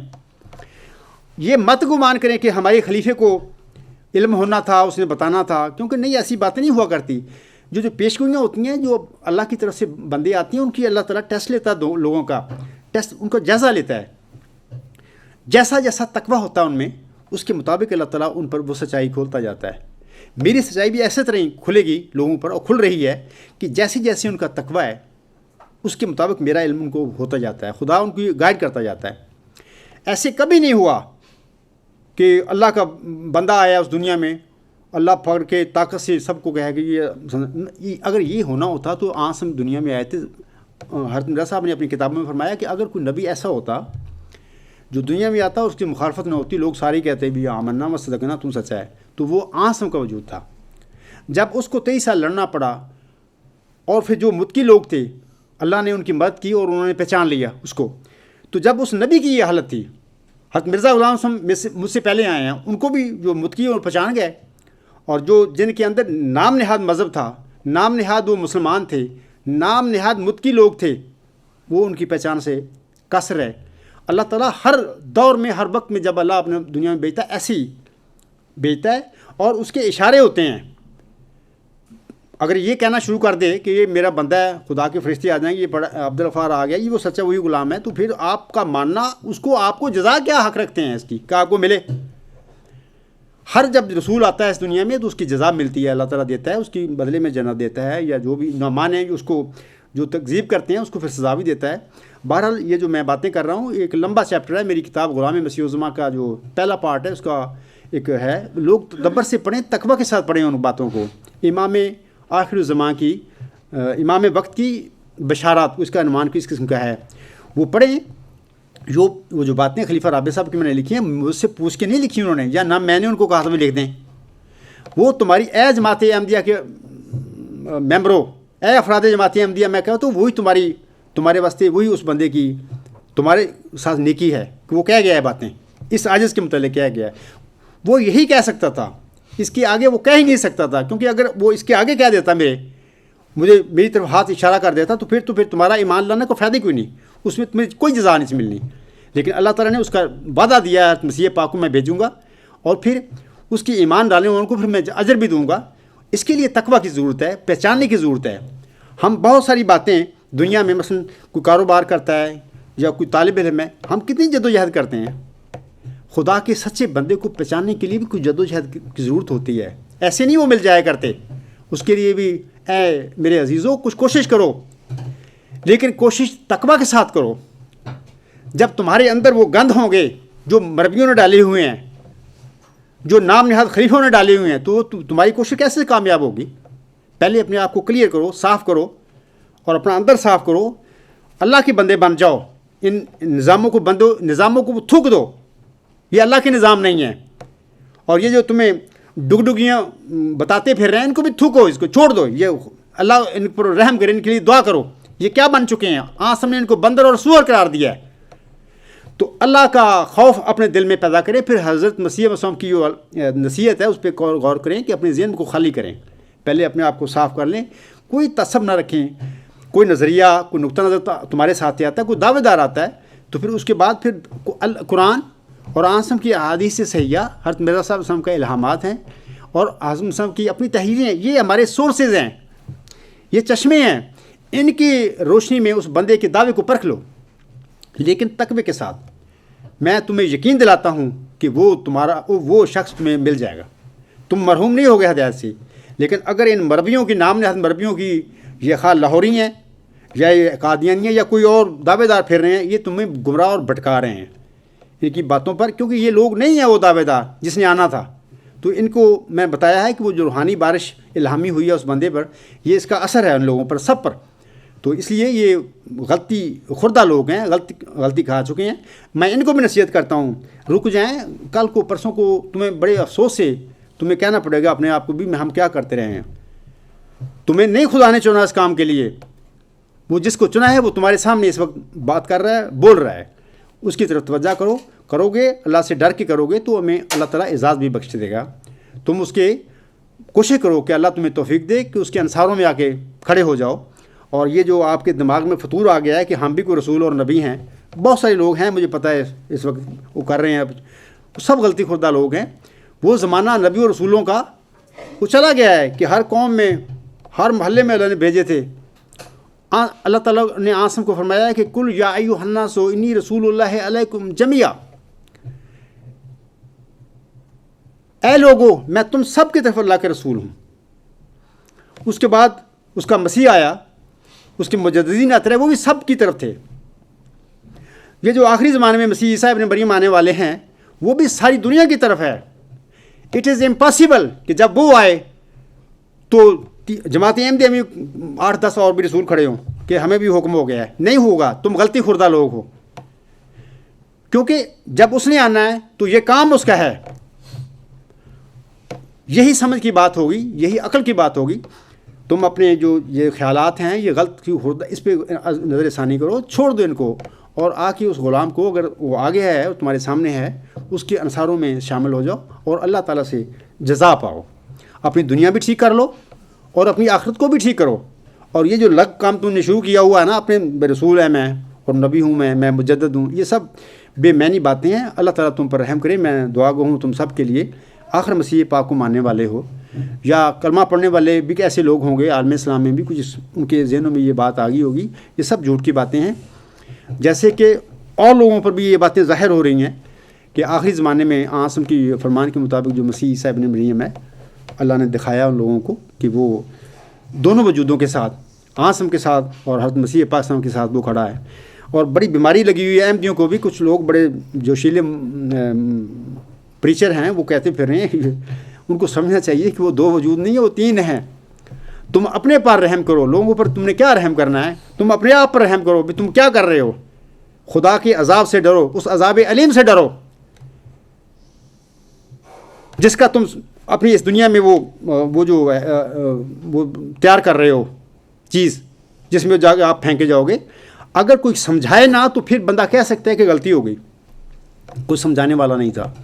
جب ایک آدمی تم میں کھڑا ہے، تمہیں بتا رہا ہے ایک چیز اور دلیل کے ساتھ بتا رہا ہے، تم سن کے انسنی کر رہے ہو اور لوگوں کو گمراہ کرتے چلے جا رہے ہو کہ نہیں، آسم اور حضرت مسیح موعود 2 وجود ہیں، 2 محفوظ قلعے ہیں. کیا تم محمد عربی وسلم سے زیادہ جانتے ہو؟ تم اس کی باتوں کو جھوٹ قرار دے رہے ہو. محمد وسلم نے فرمایا تھا کہ میرے علاوہ 2 وجود آئیں گے میرے بعد. آسم سے شامل ہو کر کتنے وجود بن گئے عالم اسلام کے؟ 3. تم جھوٹ کو بول رہے ہو، لوگوں کو گمراہ کر رہے ہو، تمہیں شرم نہیں آتی؟ بہرحال میں یہ باتیں خطبات میں بھی کر رہا ہوں، انشاءاللہ آئندہ بھی اگر ایسی گمراہیاں لوگ پھیلائیں گے تو میں ان کا جواب دوں گا اور ان کا مقابلہ کروں گا. یہ شریر لوگ ہیں، یہ وہ لوگ ہیں جس کے متعلق آسم نے فرمایا ہے کہ میری امت کے علماء کے پاس لوگ جائیں گے رہنمائی کے لیے، وہ ان کو بندروں اور سوروں کی طرح پائیں گے. یہ وہ لوگ ہیں یہ جانتے ہیں کہ جو ہم غلط بات کر رہے ہیں لیکن دیدہ و نصیحہ غلطیاں کر رہے ہیں. میں ان لوگوں سے بھی درخواست کروں گا، چھوڑ دو، اپنی ہلاکت کے سامان نہ پیدا کرو. اور اگر پہلے تمہیں پتہ نہیں تھا تو آج یہ غلام حضرت مہدی مسلم کا آپ کو یہ سب باتیں بتا رہا ہے، تمہاری آنکھیں کھول رہا ہے، اور آپ کی آنکھیں کھلنی چاہیے.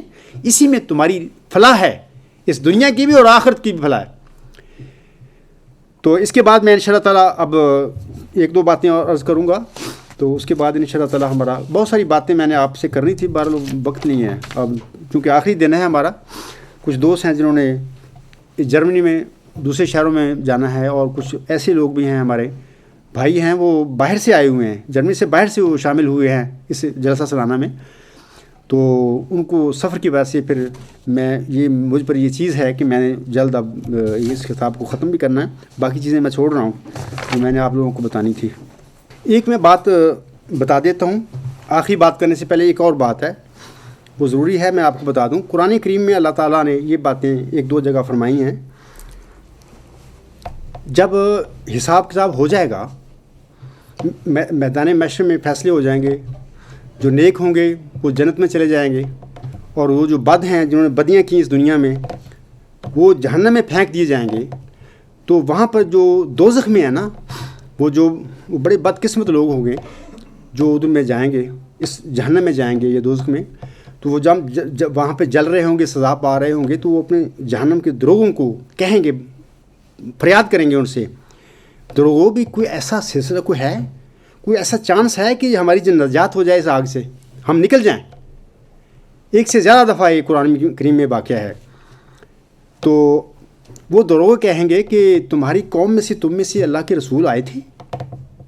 وہ نہیں کہیں گے دروغ کہ بھئی تمہارے پاس کتاب تھی اللہ کی، قرآن پاک تھا، تمہارے پاس تمہارا خلیفہ بیٹھا ہوا تھا. یہ نہیں کہیں گے، وہ کہیں گے کہ تمہاری قوم میں سے تم میں سے کوئی رسول آیا تھا. وہ کہیں گے ہاں یہ تو ٹھیک ہے، رسول تو آیا تھا، پر ہم نے تو اس کی مخالفت کی، ہم نے تو اس کو رد کیا. آیا ضرور تھا. تو پھر وہ دورے کہیں گے پھر اب کچھ بھی نہیں ہو سکتا، تمہارا کوئی حال نہیں، تمہیں اس سزا کو بھگتنا پڑے گا. اس سے 2 باتیں ثابت ہوتی ہیں کہ دروغے اس وقت یہ نہیں کہیں گے کہ تمہارے پاس قرآن تھا اور تم نے روزے رکھے تھے، کیوں کم رکھے تھے، یا نمازیں کم کیوں پڑھی تھیں، یا فلاں باتیں تھوڑی کیوں پڑھی تھیں. یہ بات نہیں ہوگی. دروغے کہیں گے، یہ کہیں گے کہ تم میں سے ہی تمہاری کوئی رسول آیا تھا. وہ کہیں گے وہ تو آیا تھا، ہم تو اس کو انکار کر بیٹھے. پھر وہ فرشتے کہیں گے، دروغے کہیں گے آپ جاؤ، تمہارا کوئی حل نہیں، تمہارے لیے یہ آپ کو بھگتنا پڑے گی. تو میں ان لوگوں کو کہتا ہوں کہ جو اکثر یہ غلط فہمی لوگوں کے دل میں ڈال دیتے ہیں کہ جو ہمارے پاس قرآن ہے، ہم نمازیں پڑھتے ہیں، عبادتیں کرتے ہیں، حج کرتے ہیں. حضرت مرزا علیہ السلام کے زمانے میں بھی یہ لوگ مولوی کچھ لوگ اس کی مس گائیڈنگ کرتے تھے، آج بھی کر رہے ہیں. احمدیوں میں بھی بات کرتے ہیں لوگ کہ قرآن ہے، اللہ کی کتاب ہے ہمارے پاس، ہمارا خلیفہ موجود ہے، نمازیں پڑھتے ہیں، سب ٹھیک ہے، ہمیں کیا مجدد کی ضرورت ہے، کسی مرسل کا کیا کام ہے، ہم نے کیا کرنا ہے. میں سب کو کہتا ہوں کہ اللہ سے ڈرو، کلام پاک کو تدبر سے پڑھا کیا کرو. یہ لفظوں کو پڑھنا اور وہ نیچے آپ کے گلے کے نیچے ہی نہیں جاتا کہ مطلب کیا ہے، اللہ کیا کہہ رہا ہے. اللہ سے ڈرو اور اس عذاب سے بھی ڈرو، عذاب علیم سے بھی، کہ جس میں وہ لوگ ہوں گے پھینکے گئے، وہ کہیں گے کہ اے دروغو ہماری کو رہنمائی کرو، کو ہم کیا کریں، اس عذاب سے کیسے جان چھوٹے. اس لیے یہ غلط باتیں تمہیں پھیلائی جاتی ہیں. آنے والے مرسوس کا انکار کرنے کے لیے تمہیں ہلا شیری دی جاتی ہے کہ تمہارے پاس اللہ کی کتاب ہے، تم نمازیں پڑھتے ہو، تمہارے پاس مربی سب بتاتا ہے، خلیفہ موجود ہے، کیا ضرورت ہے کسی مجدد کی؟ کسی مجدد نے جا کے ڈگری کی بجانی ہے. یہ فضول لوگ ہیں جو تمہارے لیے جہنم تیار کر رہے ہیں. ان کو رد کرو، قرآن پاک کی تعلیم کے پیچھے چلو. تو یہ میں آخری بات آپ لوگوں کو بتا رہا ہوں، اور تمہارے ذریعے میں یہ پیغام پوری احمدیوں کو، عالم اسلام کو، سب کو دے رہا ہوں کہ اللہ کا خوف اختیار کرو. مرسل کا جب آنا اس دنیا میں ہوتا معمولی بات نہیں ہوتی. فکر کرو اپنا کہ اگر اللہ کی طرف سے کوئی بندہ آ گیا ہے، وہ پکار رہا ہے، تمہیں دعوت دے رہا ہے حق کی، تو بڑی توجہ سے اس کی بات سنو اور تقوی کے ساتھ اس پر غور بھی کرو. ورنہ یہ نہ ہو کہ تمہیں کہنا پڑے جہنم میں کہ اے دروغوں کو ہے بات کہ ہماری اب نکل جائیں، اور وہ کہیں کہ نہیں تم نے اپنے رسول کو انکار کیا تمہیں اب تمہیں یہ عذاب بھگتنا پڑے گا. بہرحال اللہ تعالیٰ تم سب پر رحم کرے اور تمہیں اندر وہ تقویٰ نصیب ہو کہ تا تمہاری آنکھیں کھلیں اور تمہارے دل جاگیں اور تم اس بندے کی طرف توجہ کرو جو اس وقت تمہاری نجات کے لیے آیا ہے اس دنیا میں، اسلام کے غلبے کے لیے اس دنیا میں آ چکا ہے. اب میں آخر پہ میں وہ جو راول پنڈی کا ڈویژن ہے پاکستان میں، امیر صاحب ہیں وہاں کے، وہ ساری جماعت ہے جو ان کے ذمہ کچھ چیزیں ہم نے لگائی تھیں. وہ ان ٹائم عجیب بات ہے، ہم نے انتظار کیا جلسہ سنانے کے پہلے دن 7 ستمبر کو بروز جمعہ، وہ ہمیں جلسہ کے سٹارٹ سے پہلے ان ٹائم وہ مجھے مل گئی ہمیں. تو میں امیر صاحب جو ہے راول پنڈی ڈویژن کے ہے پاکستان میں، ان کا اور ان کے سب ساتھیوں کا جو انہوں نے دوڑ دھوپ کی، تگ و دو کی، وقت دیا اور یہ چیزیں خرید کر سب کچھ ہمیں ہماری آسانی کے لیے بھیجیں. میں اور میرے جتنے ساتھی ہیں، آپ سب کا، امیر صاحب کا اور اس کے سب ساتھیوں کا، راول پنڈی کے ڈویژن کے ہیں، ان کا ہم لوگ شکریہ ادا کرتے ہیں. اللہ تعالیٰ آپ کو اس کی انتہائی اعلیٰ جزا بخشے ہیں. اچھا، اس کے بعد